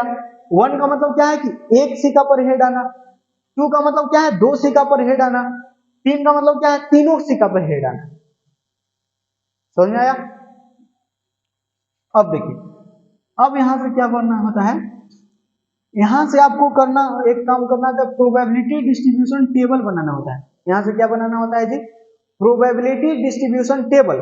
तो प्रोबेबिलिटी डिस्ट्रीब्यूशन टेबल देखिए कैसा होता है कि यहाँ यादृच्छिक चर लिखते हैं, यादृच्छिक चर मतलब रैंडम वेरिएबल, तो रैंडम वेरिएबल तो पता है ना कि 0 हो सकता है, 1 हो सकता है, 2 हो सकता है, 3 हो सकता है, दैट्स इट। और यहां लिखते हैं p of x, p of x, ठीक है। तो p ऑफ x क्या है, मतलब जीरो के जीरो, ये मतलब ये जो 0 है कि एक भी बार हेड नहीं आया, उसकी प्रोबेबिलिटी क्या होगी, यहाँ सामने लिखो, मतलब यहाँ प्रोबेबिलिटी लिखना होगा।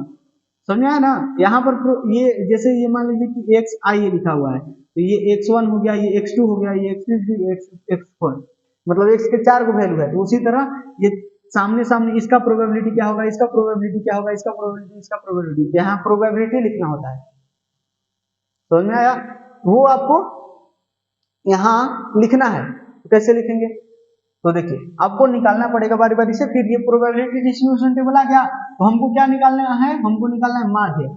माध्य, तो माध्य क्या होता है, तो माध्य होता है x into P x, x into P x, और बस इसको सिग्मा ले लीजिए, सिग्मा का मतलब जोड़ दीजिए, x इंटू पी एक्स करके जो आएगा ना, तो जितना वैल्यू आएगा वो सबको जोड़ देंगे, तो वही मतलब सिग्मा। सिग्मा का मतलब बेसिकली कुछ नहीं, जोड़ना होता है। ठीक है, तो बस x इंटू पी एक्स निकालना है, तो x तो ऑलरेडी पता है, बस पी एक्स आ जाए। पी एक्स कैसे आएगा, तो पी एक्स आएगा हर एक, ये जो रैंडम वेरिएबल के जितने वैल्यूज हैं हर एक वैल्यू पर पी एक्स निकालना पड़ेगा।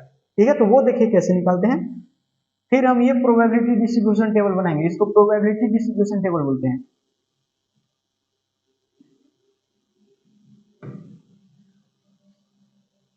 हाँ जी, तो यहाँ हम सबसे पहले लिखेंगे p ऑफ x बराबर 0, x बराबर 0 के लिए निकालते हैं। फिर उसके बाद हम निकालेंगे p ऑफ x बराबर 1, फिर निकालेंगे p ऑफ x बराबर 2, x बराबर 2, फिर निकालेंगे p ऑफ x बराबर 3, बस 3 तक ना है। ठीक, अब देखिए अब P ऑफ x बराबर 0 का मतलब कि x क्या है, हेड आना। x क्या है जी, x क्या है, चीत आना, मतलब हेड आना ना। चीतों की संख्या बेसिकली हेड है। तो 0 मतलब क्या हुआ, x का वैल्यू 0 मतलब एक भी चीत नहीं आया, एक भी हेड नहीं आया। और एक भी हेड नहीं आएगा एक मतलब का, जब 3 गो सिक्का हम फेंके हैं तो एक भी हेड नहीं आया, एक मतलब का कि टेल आया, टेल ही आएगा ना यार। इसका मतलब क्या हुआ, टेल आएगा। P ऑफ पहिल का भी टेल आया, दूसर का भी टेल आया, तीसर का भी टेल आ गया। x बराबर 0 का मतलब तो यही हुआ। अब उसी तरफ इसका मतलब क्या हुआ, P ऑफ x बराबर 1 का मतलब क्या हुआ कि कोई एक सिक्का पर हेड आना चाहिए, यही ना, एगो हेड आना ना। चीतों की संख्या एक है मतलब एगो हेड आना। एगो हेड तो बहुत अलग अलग तरीका से हो सकता है कि पहिल का सिक्का पर तो हेड आया, बाकी दूसर का दो ऊपर टेल आ गया। या फिर ऐसा हो सकता है, या बोल रहे हैं ना तो या बोलते हैं तो फिर प्लस लिखते हैं, ये हो सकता है या ये हो सकता है। तो ये कौन सा हो सकता है कि पहिलका पर भी टेल आया, दूसर का पर हेड आ गया और तीसर का पर टेल आ गया। ये भी केस पूछ बोले ना कि पहिलका सिक्का पर हेड नहीं आया, अबरी बार दूसर का सिक्का पर टेल आ गया, सॉरी हेड आ गया। एक केस ऐसा बनेगा, एक केस बनेगा कि P ऑफ पहिलका और दूसर का पर टेल आया और तीसर का पर हेड आ गया। और बनेगा क्या कुछ, और नहीं बनेगा ना, समझ में आया। x बराबर 1 का मतलब है कि कोई एक सिक्का पर हेड आना चाहिए। तो ऐसे हो सकता है या ऐसे हो सकता है या ऐसे हो सकता है, इसीलिए प्लस, या बोल रहे हैं इसीलिए प्लस। ठीक है, समझ में आया। अब देखिए x बराबर 2 का मतलब क्या, x बराबर 2 का मतलब कि दो हेड आना चाहिए, दो सिक्का पर हेड आना चाहिए। मतलब कि P ऑफ पहिल का पर हेड आ गया, दूसर का पर हेड आ गया, तीसर का पर टेल आ गया। ठीक है, या ऐसे भी या बोल रहे हैं तो ये भी प्लस लिखेंगे। या ऐसे हो सकता है कि पहिल का पर हेड आया, दूसर का पर टेल आ गया और इस पर भी हेड आ गया, तीसर का पर भी हेड आ गया, ऐसे भी बन सकता है। अब यहां से आपको चमक गया होगा कि एक और केस बनेगा कि पहिल का पर टेल आया और बाकी दूसर का और तीसर का पर हेड आ गया। क्या इससे ज्यादा केस बनेगा, ये तीन ही केसेस बनेंगे ना यार। ठीक है, बस। अब x बराबर 3 का मतलब क्या है, x बराबर 3 का मतलब है कि तीनों पर हेड आ जाए, तो तीनों पर हेड आ जाए मतलब एक ही केस बनेगा, P of x x x, एक ही केस बनेगा ना यार। बस x बोल रहा हूं यार, हेड ना, हेड हेड हेड। ठीक है, अब यहां से क्या लिखेंगे, अब यहां से लिखेंगे P of t into P of t into P of t। ठीक है, अब ये क्यों कर दिया आपको मैं थोड़ा सा लॉजिक बता दे रहा हूं, बाकी इतना ये सब में नहीं करेंगे क्योंकि उतना स्पेस नहीं है, उतना करने की जरूरत भी नहीं होता है। ठीक है, देखो ये मैंने इसलिए कर दी, आपको बताया होगा मैंने कि वैसे आप ऑब्जेक्टिव वाला लेक्चर देखिएगा ना प्रोबेबिलिटी का, तो आपको समझ में आ जाएगा कि P of A intersection B intersection C लिखा हुआ रहता है। इसका मतलब ऐसे, इसी को ऐसे भी लिख सकते हैं, P of A B C, इसी चीज को ऐसे भी लिख सकते हैं, A intersection B intersection C को हम ऐसे लिख सकते हैं P of A B C। वही ये इंटरसेक्शन ही है बीच में। अब बोलोगे आप कि इंटरसेक्शन तो तब न लगाते हैं जब एंड की बात आती है, तो एंड की बात आ रही है नहीं। जैसे x बराबर 0 का मतलब क्या है कि पहिल का पर टेल आए, मतलब हेड नहीं आना चाहिए, एक भी सिक्का पर हेड नहीं आना चाहिए। x बराबर 0 का मतलब क्या है कि एक भी सिक्का पर हेड नहीं आना चाहिए। तो ऐसा यहाँ क्या बोलेंगे कि पहिल का पर टेल आया एंड दूसर का वो भी टेल आया एंड तीसर का वो भी टेल आया, एंड के ही तो बात आ रहा है, इसीलिए तो यहाँ सब कुछ इंटरसेक्शन लिखा हुआ है, ऐसे लिख सकते हैं T intersection T intersection T। ठीक है, समझ में आया। और चूंकि ये तीनों जो है इंडिपेंडेंट इवेंट है, इंडिपेंडेंट इवेंट, आपको याद आया इंडिपेंडेंट इवेंट किसको कहते हैं, जैसे एक सिक्का पर हेड आया तो ऐसा जरूरी थोड़े है कि दूसर का पर टेल आया है तो इसी के कारण आया है, ऐसा जरूरी नहीं है कि दूसर का पर जो टेल आया है वो इसके ही ऊपर डिपेंड कर रहा है कि ये हेड आएगा तभी हम टेल आएंगे, ऐसा नहीं ना है। इंडिपेंडेंट है, स्वतंत्र है, समझ आया। और जब ये ए बी सी तीन घटनाएं स्वतंत्र होते हैं तो हम इसको क्या लिख देते हैं, P of A into P of B into P of C. इस तरह का ऑब्जेक्टिव क्वेश्चन पूछा हुआ है कि अगर ए बी सी तीन स्वतंत्र घटनाएं हो तो P of A intersection B intersection C का वैल्यू क्या होगा, तो ये होगा। ठीक है, ये चीज आपको पता होना चाहिए। तो यहाँ पहिलका सिक्का पर टेल आए चाहे हेड आए, दूसर का सिक्का पर हेड आए चाहे टेल आए, तीसर का सिक्का पर हेड आए चाहे टेल आए, वो बाकी सिक्कों पर क्या है उसे कोई डिपेंड कर रहा है क्या? नहीं ना, सब लोग स्वतंत्र है, किसी पर कुछ भी आ सकता है। ठीक है, मतलब यहाँ स्वतंत्र घटनाएं हैं, इसीलिए हम क्या लिख देंगे, P of T into P of T into P of T. समझ में आया? और एक सिक्का को जब उछालते हैं तो पी ऑफ टी क्या आता है, प्रोबेबिलिटी दैट गेटिंग टेल। तो टेल आने की प्रायिकता क्या होता है एक सिक्का को उछालने पर, तो 1/2, इसके लिए 1/2, इसके लिए भी 1/2, इसके लिए भी 1/2, तो टोटल ये 1/8 आ गया ना, ये चमका क्या? ठीक है, उसी तरह ये भी है, ये एज मतलब x बराबर 1 आने की प्रायिकता, मतलब x बराबर 1 कहे तो एक सिक्का पर हेड, एक सिक्का पर हेड, तो पहिलका पर हेड आए एंड दूसरका पर टेल आए एंड तीसरका पर भी टेल आए, तभी तो ये केस काउंट करेंगे x बराबर 1 के लिए। या आया तो प्लस, ऐसा भी केस बनेगा, मतलब टेल आए, पहिलका पर टेल एंड दूसरका पर हेड एंड तीसरका पर टेल, या तीसरा केस ऐसे हो सकता है कि पहिलका पर टेल एंड दूसरका पर टेल एंड तीसरका पर हेड, एंड आया तो इसीलिए इंटरसेक्शन। इंटरसेक्शन को कई बार हम लोग लुप्त कर देते हैं, खत्म कर देते हैं, बस उसको साइलेंट कर देते हैं और बस ऐसे ही एबीसी चिपका देते हैं, उसका मतलब इंटरसेक्शन होता है। समझ में आया ना? तो यहाँ से आप इसको अगर स्वतंत्र घटनाएं होते हैं तो डायरेक्ट अलग अलग कर सकते हो, वही मैंने अलग अलग कर दिया। तो यहाँ भी अलग अलग कर सकते हैं, P of H into P of T into P of T, उसी तरह P of T into P of H into P of T कर सकते हो, लेकिन हम उतना करेंगे नहीं। बस यहाँ सिंपली अब लिखना हो एच, मतलब जब एक सिक्का को उछाला जाता है तो हेड आने की प्रायिकता क्या होता है, 1/2, टेल आने की भी प्रायिकता क्या होता है, 1/2 ही होता है। तो यहाँ हेड आने की प्रायिकता 1/2 इंटू टेल आने की प्रायिकता 1/2 इंटू यहाँ भी 1/2। ठीक है, और फिर प्लस है तो प्लस, फिर यहाँ भी 1/2 इंटू 1/2 इंटू 1/2, यहाँ भी 1/2 इंटू 1/2 इंटू 1/2। ठीक है ना?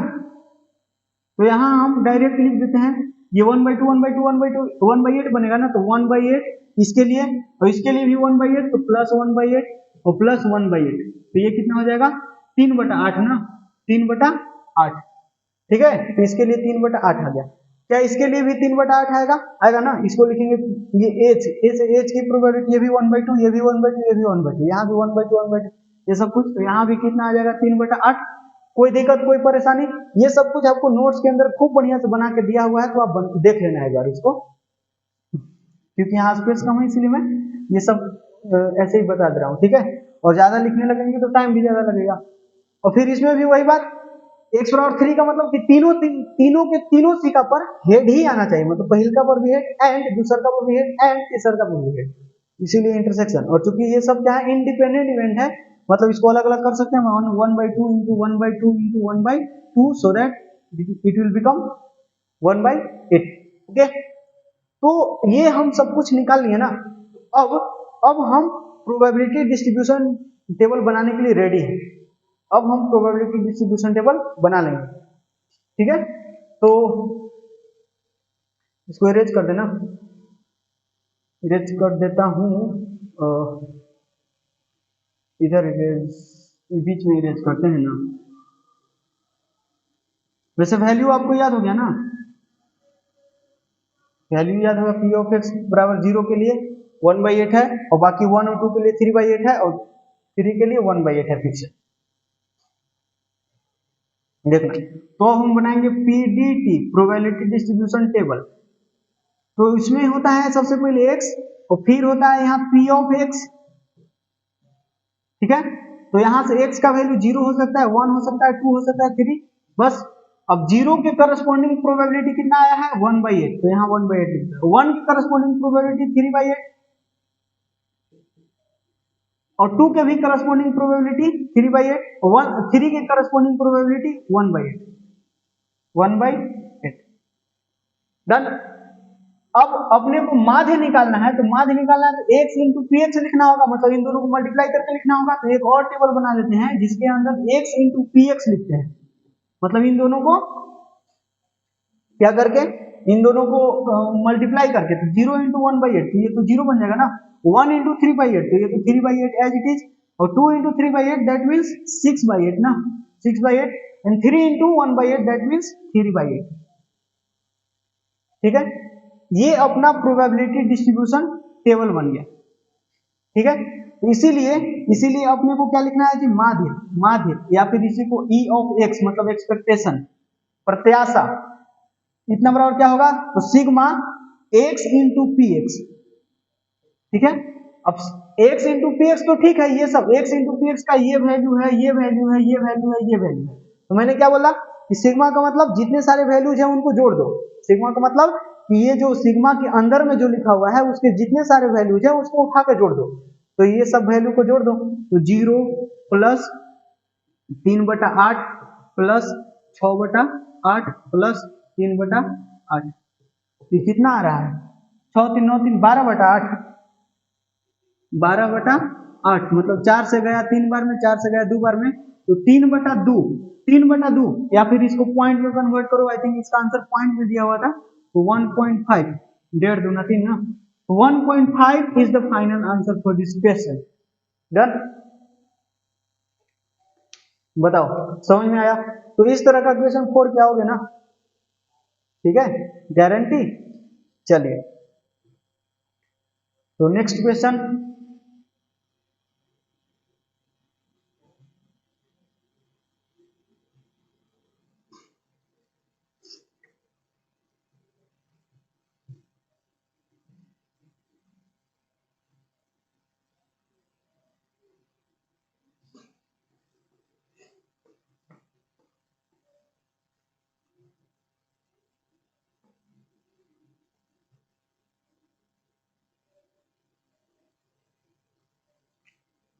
क्वेश्चन नंबर 5, क्वेश्चन नंबर 5 क्या है, हाँ क्वेश्चन नंबर 5 है। इस तरह के भी क्वेश्चन आपको पूछा जाता है एग्जाम के अंदर। तो इसमें बोला जाता है दो गो आदमी है, एगो के नाम है ए, एगो के नाम है बी। तो दो गो आदमी है ए और बी। अब बोला जा रहा है कि ए जो है ना, ए 75% सही बोलता है, सत्य बोलता है, सत्य बोलता है। ठीक है, ए जो है वो 75% सही बोलता है, और बी के अगर बारे में बात किया जाए तो वो 80% सही बोलता है, 80% सत्य बोलता है। ठीक है ना, 75% सही बोलता है, तो बाकी 25% ऑब्वियस सी बात है कि झूठ बोल रहा होगा। ठीक है, और 80% सही बोलता है बी, इसका मतलब कि 20% झूठ यहू बोलता है, मतलब एकरो झूठ तनी मनी बोले जाता है, एकरो बोले जाता है। ठीक है, तो यहां कहा जा रहा है कि किसी एक ही तथ्य पर दोनों में विरोधाभास होने की प्रतिशतता क्या है। प्रतिशतता मतलब यही प्रतिशत में पूछा हुआ है, तो प्रायिकता निकाल के 100 से गुना कर देंगे तो प्रतिशतता निकल जाएगा। ठीक है, तो 75% ए सही बोलता है और 80% बी सही बोलता है। कहा जा रहा है कि किसी एक ही तथ्य पर दोनों में विरोधाभास, कंट्रोवर्सी हो, इसके लिए क्या प्रायिकता बताओ ना, पहले प्रायिकता बताओ, 100 से गुना करके प्रतिशतता निकालेंगे। ठीक है, तो क्या प्रायिकता है कि दोनों में विरोधाभास हो। तो विरोधाभास कब होगा, जैसे दो गो आदमी है और दोनों मान लीजिए कि चोरी किया है, और दोनों चोरी किया है और दोनों को दो जगह पर ले जाके एक ही सवाल पूछा जाए, एक से पूछा जाए, अब पता नहीं ऐसा केस बनेगा कि जैसे जाने होता है, इसे रेयर होता है कि जैसे एक ही बात को दोनों एक ही उत्तर दिया ना, लेकिन विरोधाभास कब होगा वो बात हम कह रहे हैं। तो विरोधाभास कब होगा, जब पहला आदमी उसी सवाल का जवाब कुछ और दिया और दूसरा आदमी उसी सवाल का जवाब कुछ और दिया ना। जैसे पहला आदमी बोला कि हम ये चीज ये चोरी करने के लिए गए थे, वो बोल दिया कि हम ये चोरी करने के लिए गए थे। ठीक है, चाहे ये बोल दिया कि वो हमको लिया के गया था, चाहे वो बोल दिया कि वो हमको लिया के गया था चोरी करने के लिए। तो यहाँ पर कंट्रोवर्सी हो रही है ना, विरोधाभास तभी ना होगा जब एगो बात एगो सही बोलेगा दूसरा का झूठ बोलेगा। ठीक है, एगो सही बोलेगा और दूसरा का झूठ बोलेगा, तभी तो कंट्रोवर्सी होगा, तभी तो विरोधाभास होगा। तो वही बात है, उसी की प्रायिकता निकालना है। तो देखिए कैसे निकालते हैं। तो यहाँ है क्या, ए जो है वो सत्य बोल रहा है, उसकी प्रायिकता निकाल लेते हैं। तो प्रोबेबिलिटी ऑफ ए सत्य बोले, प्रोबेबिलिटी व्हेन ए जो है वो सत्य बोले, ए सत्य बोले, सत्य बोले, मतलब इस बात की प्रायिकता क्या होगी, जब ए सत्य बोल रहा है, तो सत्य बोल रहा है तो यहाँ फेवरेबल तो 75 है और टोटल 100% होता है ना, तो टोटल 100, तो ये 25 से जाएगा 4 बार में और 25 से जाएगा ये 3 बार में और 4 बार में, तो 3/4 जो हो गया वो ए के सत्य बोलने की प्रोबेबिलिटी हो गया। तो झूठ बोलने की प्रोबेबिलिटी भी निकाल ही लेते हैं, इसीलिए पी इस बात की प्रायिकता क्या होगा, जब ए झूठ बोले, मतलब ए जो है वो सत्य न बोले, सत्य न बोले, ठीक है। इस बात की प्रायिकता क्या होगा, तो 1 माइनस इतना 1 माइनस 3/4 दैट मीन्स 1/4 ना, ये कितना आ गया 1/4। उसी तरह इसके लिए निकाल लो, इस बात की प्रायिकता क्या होगी, जब बी सत्य बोल रहा है, सत्य बोले, इसके लिए क्या होगा, तो 80/100, तो ये 1 0 से 1 0 मर गया, 2 से काटेंगे तो 2 चौके 8 और 2 5 10, ठीक 4/5। तो इस बात की भी प्रायिकता आप निकाल लो कि जब बी जो है वो झूठ बोल रहा है, मतलब सत्य न बोल रहा है, सत्य न बोले, इस बात की प्रायिकता 1 माइनस ये 4/5 ना, 1 माइनस 4/5 दैट मीन्स 1/5, ये कितना आ गया 1/5, सिंपल। तो इस बात की प्रायिकता क्या होगी, प्रोबेबिलिटी व्हेन कंट्रोवर्सी होगा, मतलब विरोधाभास होगा, तो हम लिखते हैं यहाँ की प्रोबेबिलिटी व्हेन किसी एक ही बात पर, किसी एक तथ्य पर, एक ही तथ्य पर, तथ्य ही क्वेश्चन के अंदर लिखा हुआ है, एक ही तथ्य, हाँ, किसी एक ही तथ्य पर विरोधाभास हो,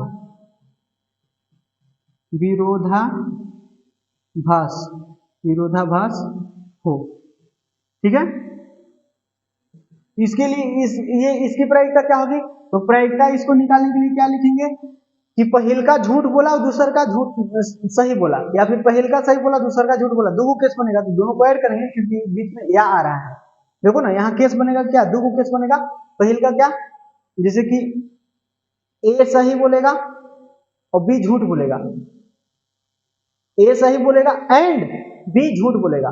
अब यहाँ दोनों भी इंडिपेंडेंट है, आपको समझ में आ रहा है क्या, ए और बी जो है ना वो दोनों ही ये ए को, जैसे इस घटना को मान लीजिए, अगर ए सत्य बोल रहा है तो इस घटना को मान लीजिए कि E1 मान लेते हैं, और ए जो है झूठ बोल रहा है, मतलब सत्य नहीं बोल रहा है, तो E2 मान लेते हैं, और इस घटना को E3 मान लेते हैं, और इस घटना को E4 मान लेते हैं। यहाँ आप देखो E1 और E2, सॉरी E1 ये जो है ये दोनों, या फिर ऐसे ले लो ना, ये E2 ले लो, ये थोड़ा सा और अच्छा हो जाएगा, जैसे ये E1 ये E2, यहाँ देखो ये E1 है तो ये क्या हो जाएगा E1 कॉम्प्लीमेंट हो जाएगा, ये E2 है तो ये E2 कॉम्प्लीमेंट हो जाएगा।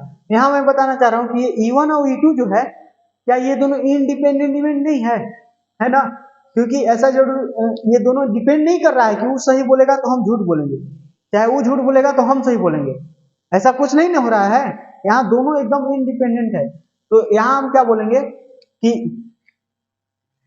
यहाँ हम मान लेते हैं कि E1 जो है, वैसे आप क्वेश्चन में लिख सकते हो कि माना कि E1 क्या है जी, E1 है ए सत्य बोलना, ए सत्य बोले, ए सत्य बोले, ठीक है, एंड E2 बराबर बी सत्य बोले, ठीक है। तो यहाँ आप डायरेक्ट लिख सकते हो P ऑफ E1, मतलब ए सत्य बोलने की प्रायिकता, और यहाँ क्या हो जाएगा E1 कॉम्प्लीमेंट हो जाएगा। कॉम्प्लीमेंट का मतलब होता है कि इसके अलावा 1 माइनस, समझा रहा है ना, E1 का मतलब जैसे ए है, ए कोई घटना है तो ए कॉम्प्लीमेंट का मतलब क्या होगा कि ए नहीं, मतलब जैसे E1 क्या है सही बोलना, तो E1 कॉम्प्लीमेंट क्या होगा, सही नहीं बोलना, मतलब वही ना है। समझ में आया। उसी तरह ये E2 है, ये क्या है E2, ये है E2, तो ये क्या हो जाएगा E2 कॉम्प्लीमेंट, E2 कॉम्प्लीमेंट। जैसे E2 क्या है B को सत्य बोलना, ये क्या होगा B को सत्य न बोलना, समझ में आया। जैसे ये A का मतलब कोई घटना है, तो A कॉम्प्लीमेंट का मतलब वो घटना नहीं, A नहीं, इसका मतलब A नहीं, ये है A और इसका मतलब क्या होगा नॉट A, नॉट A, ठीक है। खैर, तो यहां देखिए, जैसे मैं क्या बोल रहा हूं, दोनों में विरोधाभास कब होगा, विरोधाभास तब होगा कि ये जो है E1, E1 मतलब A सत्य बोला, A सत्य बोला, एंड तो एंड के लिए इंटरसेक्शन, एंड B जो है झूठ बोला, मतलब सत्य नहीं बोला, तो B झूठ बोलेगा तो उसको E2 कॉम्प्लीमेंट लिखे है ना, E2 कॉम्प्लीमेंट। या तो या के लिए प्लस आएगा, ऐसा भी तब भी कंट्रोवर्सी होगा, इस केस में तो कंट्रोवर्सी होगा ही, लेकिन एक और केस में कंट्रोवर्सी होगा तब जब यहां लिख देंगे E1 complement intersection E2, intersection E2।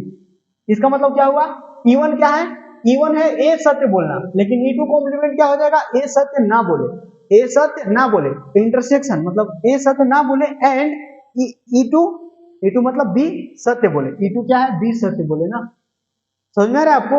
और चूंकि E1 और E2 क्या है, E1 और E2 क्या है इंडिपेंडेंट इवेंट है, और जब E1 और E2 इंडिपेंडेंट इवेंट है, इसका मतलब क्या, इसका मतलब कि इसको हम अलग अलग ब्रेक कर सकते हैं, मतलब P of E1 into P of E2 complement, और यहां लिख देंगे plus P of E1 complement, E1 complement into P of E2, क्योंकि ये सब क्या है, ये सब है इंडिपेंडेंट इवेंट, तो इंडिपेंडेंट इवेंट में आप ये सब कर सकते हो। तो यहाँ से P ऑफ E1 क्या है, P ऑफ E1 है P ऑफ E1 3/4, 3/4 गुना ये P ऑफ E2 कॉम्प्लीमेंट कितना है 1/5, 1/5 plus P of E1 complement क्या है, E1 कॉम्प्लीमेंट 1/4, 1/4 प्लस ये P ऑफ E2 क्या है जी, P ऑफ E2 है 5, 4/5, 4/5। तो देखो डिनोमिनेटर तो सेम है, तो 3 और 4 7, यानी 7/20 ना, तो 7/20 क्या आ गया, 7/20 तो प्रायिकता आया है, विरोधाभास होने की प्रायिकता आया है 7/20, इसीलिए प्रतिशतता, इसीलिए प्रतिशतता मतलब परसेंटेज, ऐसे लिखते हैं परसेंटेज बराबर क्या हो जाएगा, तो 7/20 गुना 100, तो ये 20 से गया 5 बार में, मतलब 35%, 35% हुआ विरोधाभास होने की प्रतिशतता, समझ में आया। इस तरह के क्वेश्चन बन जाएंगे ना, दो गो आदमी रहेगा, एगो सही बोलेगा, इतना परसेंट सही बोलेगा, बी इतना परसेंट सही बोलेगा, तो दोनों को E1 और E2 दो को घटना मान लेंगे, ठीक है। E1 घटना क्या है ए सत्य बोलेगा, और E2 घटना क्या है बी सत्य बोलेगा, तो E1 पता हो जाएगा, E2 पता हो जाएगा, और E1 कॉम्प्लीमेंट E2 कॉम्प्लीमेंट भी निकाल लेंगे, ठीक है। यहाँ से एक प्रॉपर्टी होता है, वैसे मैंने बताया था आपको कि अगर E1 E2 E1 and E2 जो है E1 and E2 independent event है, इंडिपेंडेंट इवेंट है, इंडिपेंडेंट इवेंट मतलब स्वतंत्र घटनाएं हैं, तो E1 E1 और E2 complement, E1 E2 complement भी स्वतंत्र घटनाएं होंगे, इसीलिए तो यहाँ ब्रेक करिए, जैसे E1 और E2 तो स्वतंत्र है, तो क्या ये दोनों स्वतंत्र होंगे, तभी हम ब्रेक कर रहे हैं ना, यहाँ ब्रेक कब किए, जब ये दोनों स्वतंत्र होंगे। तो हाँ ऐसा होता है कि जब E1 और E2 क्या है स्वतंत्र घटना है, तो E1 और E1 कॉम्प्लीमेंट भी स्वतंत्र घटना होंगे, ठीक है। E1 और E2 कॉम्प्लीमेंट भी स्वतंत्र घटना, ये सब कुछ जितना कॉम्बिनेशन बनेगा ना सब कुछ स्वतंत्र घटना होता है, ये सब ये जो है प्रॉपर्टी ना, ये एनसीईआरटी के अंदर में भी दिया हुआ है, और मैंने पीवाईक्यू सीरीज के अंदर भी बताया है आपको ये चीज, तो आप एक बार जाकर वहां देख लेना, ठीक है। अब चलते हैं नेक्स्ट क्वेश्चन के ऊपर, ठीक है। तो ये इस तरह के क्वेश्चन आपको बनाते आना चाहिए, ठीक है ना। चलो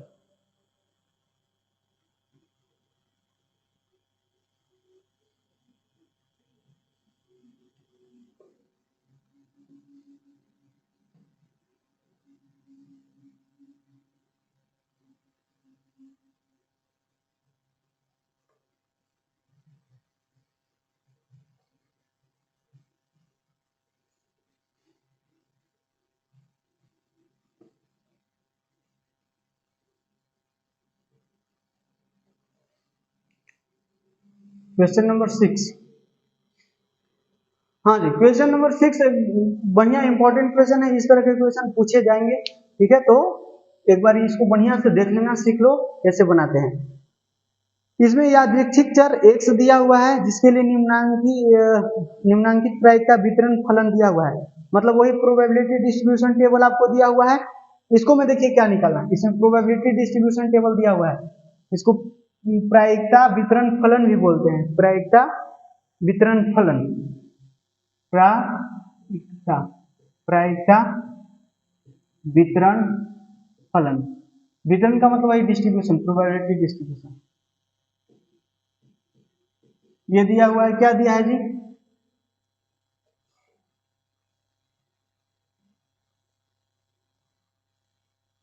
अच्छा उस क्वेश्चन में एक चीज मैंने आपको दिखाना भूल गया, वो जो P ऑफ x आया था ना, P ऑफ x क्या क्या आया था, ये आया था 1/8, ये आया था 3/8, ये भी आया था 3/8, ये आया था 1/8। तो इनमें खासियत होता है, इनमें खासियत ये होता है कि सिग्मा P ऑफ x निकालोगे ना, मतलब इन सबको जोड़ोगे ना, सिग्मा का मतलब समझ रहे हो ना, इसके वैल्यू को जोड़ना, तो इसके ये 4 वैल्यू है, इन सबको जोड़ोगे ना, अगर तो जोड़ोगे तो ये पक्का 1 ही आएगा, 1 के अलावा कुछ नहीं आएगा, ठीक है। मैं क्या बोल रहा हूँ, ये जो टोटल प्रोबेबिलिटी का वैल्यू है वो 1 ही आएगा, पक्के से 1 ही आएगा। तो देख लो करके 1/8 + 3/8 + 3/8 + 3/8, तो ये 1 + 3 4 + 3 7 + 1 मतलब 8, 8/8 1, ठीक है। तो ये चीज आपको पता होना चाहिए। तो यहाँ वही चीज दिया हुआ है, तो इतना में नहीं हटेगा, जरूर बना लेते हैं।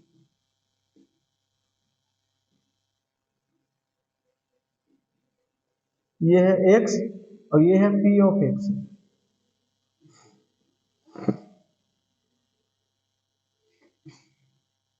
ठीक है ना। तो इसमें बहुत सारे वैल्यूज हैं, 1 2 3 4 5 6 7, 7 ही तक है ना, 7 तक है, हाँ जी 7 तक लिखा हुआ है, ठीक है ना।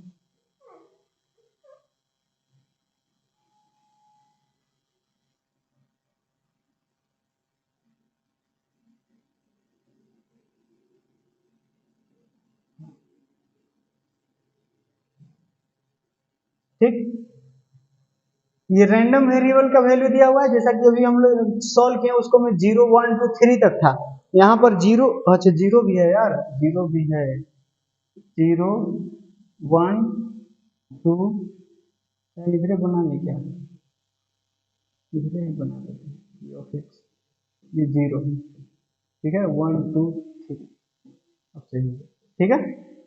तो जैसे वहां 0 1 2 3 तक सॉल्व किए थे ना, यहाँ 7 तक दिया हुआ है, तो करस्पॉन्डिंग प्रोबेबिलिटी भी दिया हुआ है, 0 के करस्पॉन्डिंग 0, 1 के करस्पॉन्डिंग k दिया हुआ है, तो 2 के करस्पॉन्डिंग 2k दिया हुआ है, 3 के करस्पॉन्डिंग भी 2k दिया हुआ है। ऐसा होता है ना कि कई बार दोनों का प्रोबेबिलिटी सेम आता है, यहाँ भी तो था, इन x बराबर ये 0 था 1 था 2 था, तो x बराबर 1 और 2 के लिए प्रोबेबिलिटी सेम ही था, ठीक है। यहाँ भी तो देख रहे हो 0 और 3 के लिए भी तो प्रोबेबिलिटी सेम ही है, तो वहां यहाँ दोनों में सेम है, मतलब 2 पर भी प्रोबेबिलिटी इतना आ रहा है और 3 पर भी इतना आ रहा है। अच्छा फिर 4 पर है 3 के और 5 पर है k स्क्वायर, 5 पर k स्क्वायर है, फिर 2k स्क्वायर है 6 पर, एंड देन 7 पर है 7k square plus k, 7k square plus k, ये है 7 के करस्पॉन्डिंग प्रोबेबिलिटी, ठीक है। अब इसको मैं आपको से पूछा क्या है, तो पूछा है P of x when x is less than 6, इसका वैल्यू पूछा है, मतलब x का वैल्यू जब 6 से छोटा हो, ये पूछा है, x का वैल्यू 6 से छोटा, मतलब 0 1 2 3 4 5 तक, समझ है ना, यही तो पूछा है ना, ठीक है। तो देखना कैसे निकालेंगे, तो उसके लिए आपको निकालना होगा, देखो P of x less then 6 ये पूछा है, इसका मतलब कि P ऑफ x बराबर 1, सॉरी 0 चलेगा पहले, x बराबर 0 प्लस P ऑफ x बराबर 1 प्लस P ऑफ x बराबर 2 प्लस P ऑफ x बराबर 3 प्लस P ऑफ x बराबर 4 प्लस P ऑफ x बराबर 5, बस ना, क्योंकि 6 से छोटा होना चाहिए। अगर यहाँ इक्वालिटी लगा देता, मतलब x का वैल्यू 6 या 6 से छोटा, 6 के बराबर या 6 से छोटा, मतलब x बराबर 6 भी लेना पड़ता है यहाँ, लेकिन यहाँ इक्वालिटी नहीं दिया हुआ है, इसीलिए p of x less then 6, ठीक है, मतलब 5 तक जाएंगे, 6 से छोटा तक बोल रहा है, तो 6 से छोटा 5 ना है, 0 चलेगा, 1 चलेगा, 2 3 4 5 तक बस। तो देख लो, और p ऑफ x बराबर 0, जब x बराबर 0 है तो ये प्रोबेबिलिटी 0 दिया हुआ है, प्लस जब x बराबर 1 है तो प्रोबेबिलिटी k दिया हुआ है, x बराबर 2 है तो प्रोबेबिलिटी 2k दिया हुआ है, x बराबर 3 है तो प्रोबेबिलिटी 2k दिया हुआ है, और x बराबर 4 है तो प्रोबेबिलिटी 3k दिया हुआ है, और x बराबर 5 है तो प्रोबेबिलिटी k स्क्वायर दिया हुआ है। यही है ना, ठीक है, बताओ समझ में आया? तो यही आपको निकालना है। तो यहां से आपको क्या आएगा, यहां से आएगा k square, k square, k square, और यहाँ ये 2 2 4 और 5 और 3 8 प्लस 8k, मतलब इसका वैल्यू निकालना है, ये निकालना है, मतलब ये निकालना है, समझ में आया? तो ये तो हम तभी ना निकाल पाएंगे यार जब k का वैल्यू पता रहेगा। तो k का वैल्यू कैसे निकालें? तो k का वैल्यू निकालने के लिए आपके पास उपाय क्या है? आपको पता है कि ये जो p of sigma p of x होता है वो तो 1 के बराबर होता है, अभी तो मैंने बताया। ये रैंडम वेरिएबल दिया हुआ है, ये रैंडम वेरिएबल है, और ये क्या है, ये प्रोबेबिलिटी है, करस्पॉन्डिंग प्रोबेबिलिटी। इसको मैंने बताया कि ये करस्पॉन्डिंग प्रोबेबिलिटी के सारे वैल्यूज को जोड़िएगा ना आप, वो हमेशा 1 के ही बराबर आता है, समझ में आया? जैसा कि पीछे वाला क्वेश्चन मैंने करके भी दिखाया आपको। तो इन सबको अगर जोड़िए, इन सबको जोड़ के 1 के बराबर कर दीजिए, तो यहाँ से आपको निकालते आ जाएगा। तो सबको जोड़ना, वैसे आप लिख देना एक बार 0 प्लस दिस सब कुछ लिख देना और बराबर में 1 कर देना। मैं डायरेक्ट लिख रहा हूँ, सबको यहीं जोड़ देते हैं। तो 7 के स्क्वायर और 2 के स्क्वायर 9 और ये 10, तो 10 के स्क्वायर बनेगा, और ये k वाला टर्म जोड़ना, तो k और ये k स्क्वायर वाला तो जुड़ गया है, तो k प्लस 3k 4k, 4 और 2 6 और 2 6 to 8 और ये 1 9 ना, तो 9 के आएगा, 9 के और बराबर में 1, बराबर में कितना है 1। तो यहाँ से देखो आप क्वाड्रेटिक इक्वेशन बन रहा है, यहाँ से एक क्वाड्रेटिक इक्वेशन बन रहा है, आप देखना 10 के स्क्वायर प्लस 9k, उसको इधर लाओ -1 बराबर 0। तो ये द्विघात समीकरण नहीं बन गया, क्वाड्रेटिक इक्वेशन। तो इसको बस फैक्टराइज करो, फैक्टराइज अगर नहीं करने आता है तो डिस्क्रिप्शन में शॉर्टकट का लिंक दिया हुआ है, तो वो आप जाके देख सकते हो। वैसे मैं आपके मेथड से कर देता हूँ, 10 के स्क्वायर, इसको लिख देंगे 10 प्लस 1, मतलब 10 के प्लस के, 10 के माइनस के ना, 10 के माइनस के, 10 माइनस 1 लिखना पड़ेगा। तो 10 के माइनस के -1 बराबर 0। तो यहाँ से आप 10 के कॉमन लोगे, 10 के अगर आप कॉमन लोगे तो 10 के कॉमन लेंगे तो यहाँ से k बचेगा, और यहाँ से +1, और यहाँ से -1 कॉमन लेंगे तो k प्लस 1 बचेगा बराबर 0। यहाँ से देखना k प्लस 1 फिर से कॉमन आ रहा है, तो k प्लस 1 कॉमन कर लेंगे, तो यहाँ पर 10 के बचेगा, यहाँ -1, 10 के -1 बराबर 0, ठीक है। तो देखो यहाँ से k प्लस 1 बराबर 0, k प्लस 1 बराबर 0, यहाँ 10 के -1, 10 के -1 बराबर 0। यहाँ से देखना k बराबर -1 आ रहा है और k बराबर 1/10 आ रहा है, यहाँ दो को वैल्यू आ रहा है, एक k का वैल्यू -1 आ रहा है, एक k का वैल्यू 1/10 आ रहा है। तो क्या रखें यहाँ, k का वैल्यू -1 रखें या k का वैल्यू 1/10 रखें, क्या रखें, या दोनों रखें? तो दोनों नहीं रखेंगे, यहाँ k का वैल्यू 1/10 लेना होगा। क्यों k का वैल्यू 1/10 इसलिए लेना होगा क्योंकि k बराबर -1 तो संभव ही नहीं है ना यार। k क्या है, k क्या है, k है प्रोबेबिलिटी, k क्या है, k है प्रोबेबिलिटी 1 के करस्पॉन्डिंग। जब रैंडम वेरिएबल का वैल्यू 1 है तो उस केस में प्रोबेबिलिटी क्या है, k। तो चूंकि k प्रोबेबिलिटी है, k क्या है जी, प्रोबेबिलिटी है, ये k क्या है, k है p ऑफ x बराबर 1, p ऑफ x बराबर 1। और किसी भी प्रोबेबिलिटी जो है, कोई भी प्रोबेबिलिटी वो क्या 0 और 1 के बीच में ही रहता है, 0 से छोटा कभी हो सकता है क्या, प्रोबेबिलिटी का मान कभी 0 से छोटा हो सकता है? ये तो -1 है, 0 से तो बड़े पीछे चल गया ना, मतलब ये संभव नहीं है, k का वैल्यू -1 संभव ही नहीं है, ठीक है, तो इसीलिए इसको हम निग्लेक्ट कर देंगे और k का वैल्यू 1/10 चिपका देंगे। यहाँ रख दीजिए k का वैल्यू 1/10, तो 1/10 का होल स्क्वायर तो प्लस 8 इंटू 1/10, तो बराबर ये कितना आ रहा है, ये आ रहा है 1/100, और चूंकि यहाँ नीचे भी 100 बनाना है तो 10 100 से मल्टीप्लाई कर लो, तो ये 80/100 प्लस 80/100 दैट मीन्स 81/100, 81/100 इसको पॉइंट में चेंज करोगे तो 0.81, 0.81 आपका फाइनल आंसर हो जाएगा। बताओ समझ में आया? Simple question. तो इस तरह के क्वेश्चन बन जाएंगे ना। यहाँ से x लेस देन 6 मांगा था तो हमने बता दिया।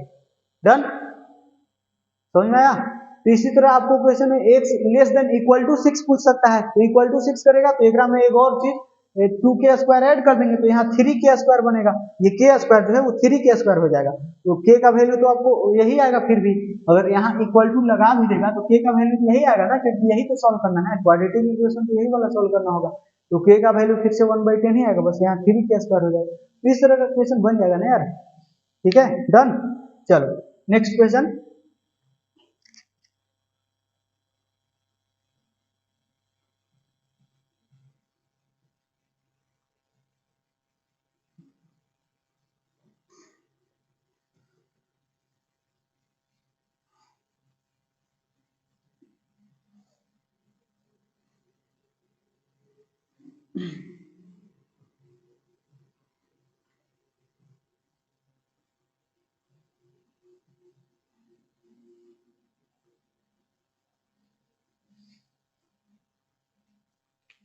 हाँ जी, question number 7, I think this is your last question for this.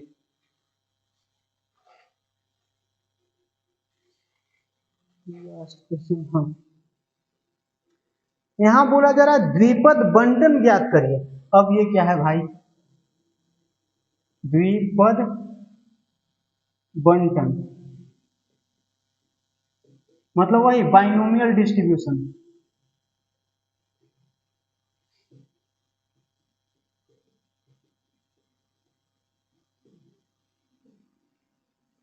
ज्ञात करिए, ये आपको ज्ञात करना है। यहां पर माध्य 9 और प्रसरण 6 दिया हुआ है। माध्य कितना दिया हुआ है, माध्य बराबर 9 दिया है और प्रसरण बराबर 6 दिया हुआ है। क्वेश्चन में है कि द्विपद बंटन ज्ञात करिए जिसके लिए माध्य बराबर 9 और प्रसरण बराबर 6। कैसे निकालेंगे? तो द्विपद बंटन आपको पता है ना, अभी तो मैंने बताया द्विपद बंटन क्या होता है। द्विपद बंटन यही होता है P ऑफ x बराबर r के लिए जो होता है NCR और P के पावर r और Q के पावर n-r, यही होता है द्विपद बंटन और कुछ नहीं। Probability that getting exactly r success equal to NCR into success पाने की जो प्रायिकता है उसका पावर r और ये फेलियर की पावर n-r। ठीक है, तो ये आपको यही आपको फाइंड करना है। ठीक है, समझ में आया? तो कैसे होगा, और r का जो वैल्यू होता है वो r का वैल्यू क्या होता है बताओ? r का वैल्यू क्या होता है? r का वैल्यू 0 भी आता है, 1 भी आता है, 2 भी आता है, डॉट डॉट डॉट n तक आ सकता है। क्या n से ज्यादा आ सकता है? नहीं ना। पीछे तो पता है ना यार, पीछे तो पता है कि n का जो ये यहाँ जो है x का वैल्यू अभी रख रहे थे ना, 4 सिक्कों को उछालने पर ये 0, 3 सिक्का ना उछाला जा रहा था, 3 सिक्कों को फेंकने पर उसमें x बराबर 0 लिए थे कि एक भी पर हेड नहीं आए, सब पर टेल आ जाए, और दूसरे फिर लिए थे 1, फिर लिए थे 2, फिर लिए थे 3, 4 हो सकता था क्या? नहीं, x बराबर 4 हो ही नहीं सकता है। तो x बराबर n तक ही जाता है, n जो रहता है ना यहाँ उतना ही तक जाता है।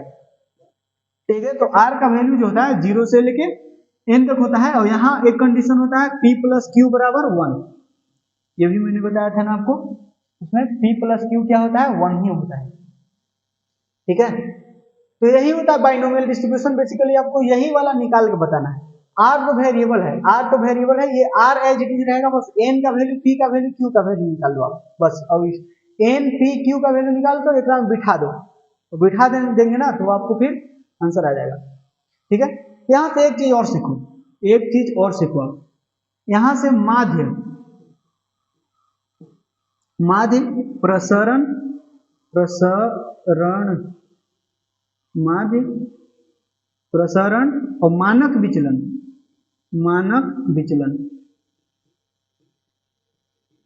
एक और फॉर्मूला होता है, अभी तो इन तीनों का फॉर्मूला भी तुरंत मैंने बताया पीछे। और फॉर्मूला होता है, माध्य का फॉर्मूला होता है n इंटू पी, और प्रसरण का फॉर्मूला होता है n into P into Q, और मानक विचलन का फॉर्मूला तो बस प्रसरण का रूट ले लो, root square root of N P Q, that's it. ये याद हुआ क्या? माध्य का फॉर्मूला तो पीछे अभी देखें, लेकिन ये भी फॉर्मूला होता है बाइनोमियल डिस्ट्रीब्यूशन के केस में। ये होता है, यहाँ पी आपको समझ में आ रहा है ना, पी होता है कि एक रैंडम एक्सपेरिमेंट को जब एक बार परफॉर्म करेंगे तो सक्सेस पाने की प्रायिकता, और ये क्यू क्या है, फेलियर की प्रायिकता। ठीक है, सफल होने की प्रायिकता पी, और क्यू क्या है, असफल होने की प्रायिकता। ठीक है, मतलब हम जो चाह रहे हैं वो आ गया तो सफल हो गए, हम जो चाह रहे हैं वो नहीं मिला तो असफल हो गए। तो ये होता है। जैसे हम एक पासा फेंके, एक पासा को फेंक रहे हैं, और एक पासा को फेंकने के लिए हम चाह रहे हैं कि इवन नंबर आए, हम चाह रहे हैं कि इवन नंबर आए, तो इवन नंबर आने की प्रायिकता, इवन नंबर क्या क्या आ सकता है, 2 आ सकता है, 4 आ सकता है, 6 आ सकता है। मतलब फेवरेबल कितना है, 3, तो 3, और टोटल कितना है, 6, मतलब 1/2। 1/2 क्या हो गया, फिर एक में तो फिर से 1/2 ही आ गया, तो एन पी और क्यू दोनों सेम आ जाएगा इस केस में। वो नहीं लेते हैं, हम लेते हैं कि इवन प्राइम नंबर आए, इवन प्राइम नंबर आए। हम चाहते हैं कि एक पासा को फेंकने पर, एक पासा को फेंकने पर इवन प्राइम नंबर आए। तो इवन प्राइम नंबर तो खाली 2 ही होता है ना, सम अभाज्य संख्या। पासा में 1 से लेकर 6 तक नंबर अंकित होता है, प्रोग्राम में से इवन प्राइम मतलब सम अभाज्य संख्या तो सिर्फ एक ही होता है ना, 2। तो फेवरेबल है 1, 1 टोटल 6, मतलब 1/6 जो होगा वो सफल होने की प्रायिकता, सफल होने की प्रायिकता 1/6। लेकिन बोलेंगे कि असफल होने की प्रायिकता, तो 1 - 1/6, मतलब ये हो गया पी का वैल्यू, और क्यू का वैल्यू क्या हो जाएगा, 1 - 1/6, यानी 5/6। समझ में आया? तो देख रहे हो ना, यहाँ पी का वैल्यू कुछ और क्यू का वैल्यू कुछ और आया है। खैर इससे मतलब नहीं है, मैं बस के लिए आपको ये बताना चाह रहा हूँ कि पी और क्यू का वैल्यू हर बार सेम है, ये जरूरी नहीं है। ठीक है, तो यहाँ आपको एन पी क्यू आपको समझ में आ रहा है, पी तो समझ में आ गया, क्यू भी समझ में। एन क्या होता है, एन आ रहा है, एन होता है कि किसी रैंडम एक्सपेरिमेंट को हम कितना बार रिपीट कर रहे हैं। ठीक है, वही होता है। जिसे वहां था कि एक सिक्के को 4 बार उछाला जा रहा है, मतलब n बराबर 4, एक सिक्के को 10 बार उछाला जा रहा है, मतलब n बराबर 10। ठीक है, तो ये होता है एनपी क्यू बराबर प्रसरण, और एनपी बराबर माध्य। मतलब यहाँ से माध्य 9 दिया है, इसका मतलब n इंटू पी बराबर 9 दिया हुआ है। अभी एन पी इसलिए निकाले क्योंकि यहाँ पुट करना है ना, आपको निकालना है द्विपद बंटन, द्विपद बंटन के लिए एन पी क्यू चाहिए ही चाहिए, इसीलिए हम मेहनत कर रहे हैं ये वाला फॉर्मूला से। वो वाला फॉर्मूला इसीलिए नहीं लगा रहे हैं, ये फॉर्मूला इसलिए लगा रहे हैं क्योंकि हमको एनपी क्यू चाहिए। तो एनपी क्यू चाहिए तो ये फॉर्मूला से चलना होगा, इस दो फॉर्मूला के से प्रोसीड करना होगा। तो एनपी बराबर 9 दिया हुआ है, और प्रसरण मतलब एनपी क्यू बराबर 6 दिया हुआ है। इसको 1 मान लेते हैं, इसको 2 मान लेते हैं। तो आप ऐसा करो कि 2 में 1 से भाग कर दो, तो 2 भागा 1 कर दो, मतलब एनपी क्यू बटा में एनपी बराबर 6/9। तो एनपी से एनपी खत्म, तो यहाँ से क्यू बराबर क्या आ गया, ये 2 से सॉरी 3 से 3 दूनी 6, 3 तिहाई 9, यानी क्यू बराबर कितना आ गया, क्यू बराबर आ गया 2/3। क्यू का वैल्यू कितना आ गया, 2/3। आपको पता है ना कि p प्लस क्यू कितना होता है, 1 होता है। लिखेंगे कि सिंस p प्लस क्यू बराबर 1, इसीलिए क्यू बराबर कितना हो जाएगा, सॉरी पी क्यू तो पता हो गया ना, इसीलिए पी ना, पी निकालना है तो पी बराबर 1 माइनस क्यू, मतलब 1 माइनस क्यू कितना है, 2/3। तो ये कितना आ गया, 1/3। तो क्यू पी का भी वैल्यू आपको निकल गया ना, पी का भी वैल्यू मैंने फाइंड कर लिया। तो पी आ गया, क्यू आ गया, एन निकालना है।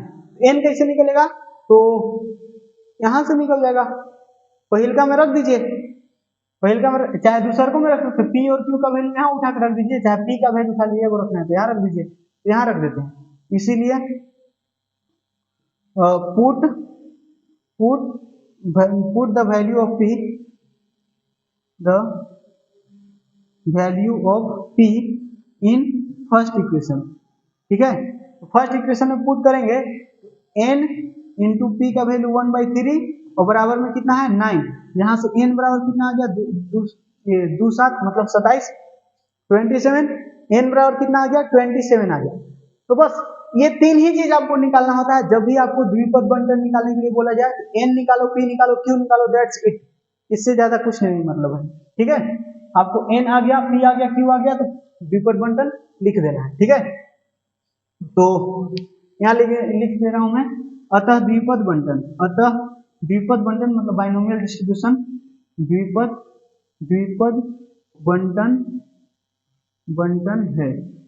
द्विपद बंटन क्या है जी? पी ऑफ एक्स बराबर आर बराबर, या सेम ही लिखना है, एन के जगह कितना लिखना है? 27, एन के वैल्यू 27 है, 27 सी, आर को कुछ नहीं करना है, आर को एज इट इज छोड़ देना है।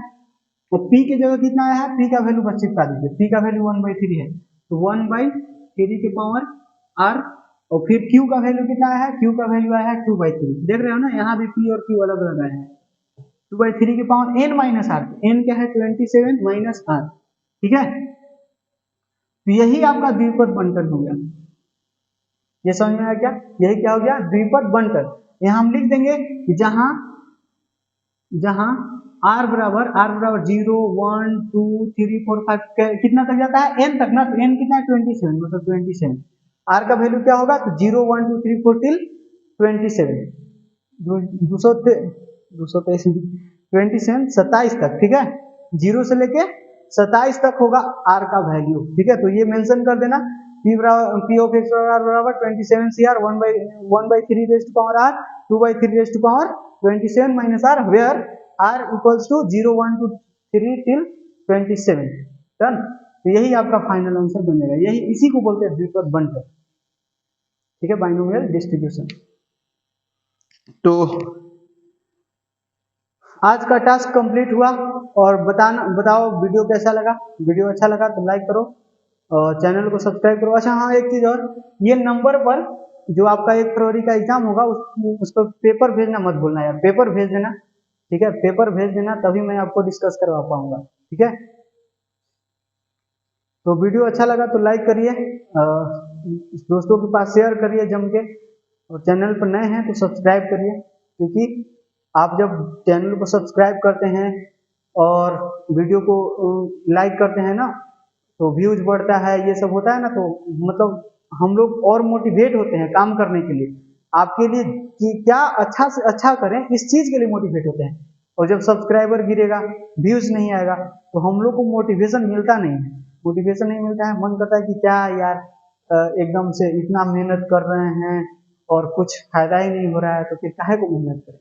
कौन कुछ फील करता है यार, हम यहाँ कर रहे हैं इतना मेहनत, तो मेरा कुछ अपना मकसद है, लालच है। हर किसी को कुछ ना कुछ करने के पीछे मकसद होता है, लालच होता है, वो सबका होता है, वही मेरा है। ठीक है ना, तो आप ऐसा करो कि आप ये सब करो। वैसे मेरा मुझे बहुत उम्मीद था आप लोगों पर कि 2022 खत्म होने से पहले पहले मेरे 500 सब्सक्राइबर हो जाएंगे, लेकिन नहीं हुए।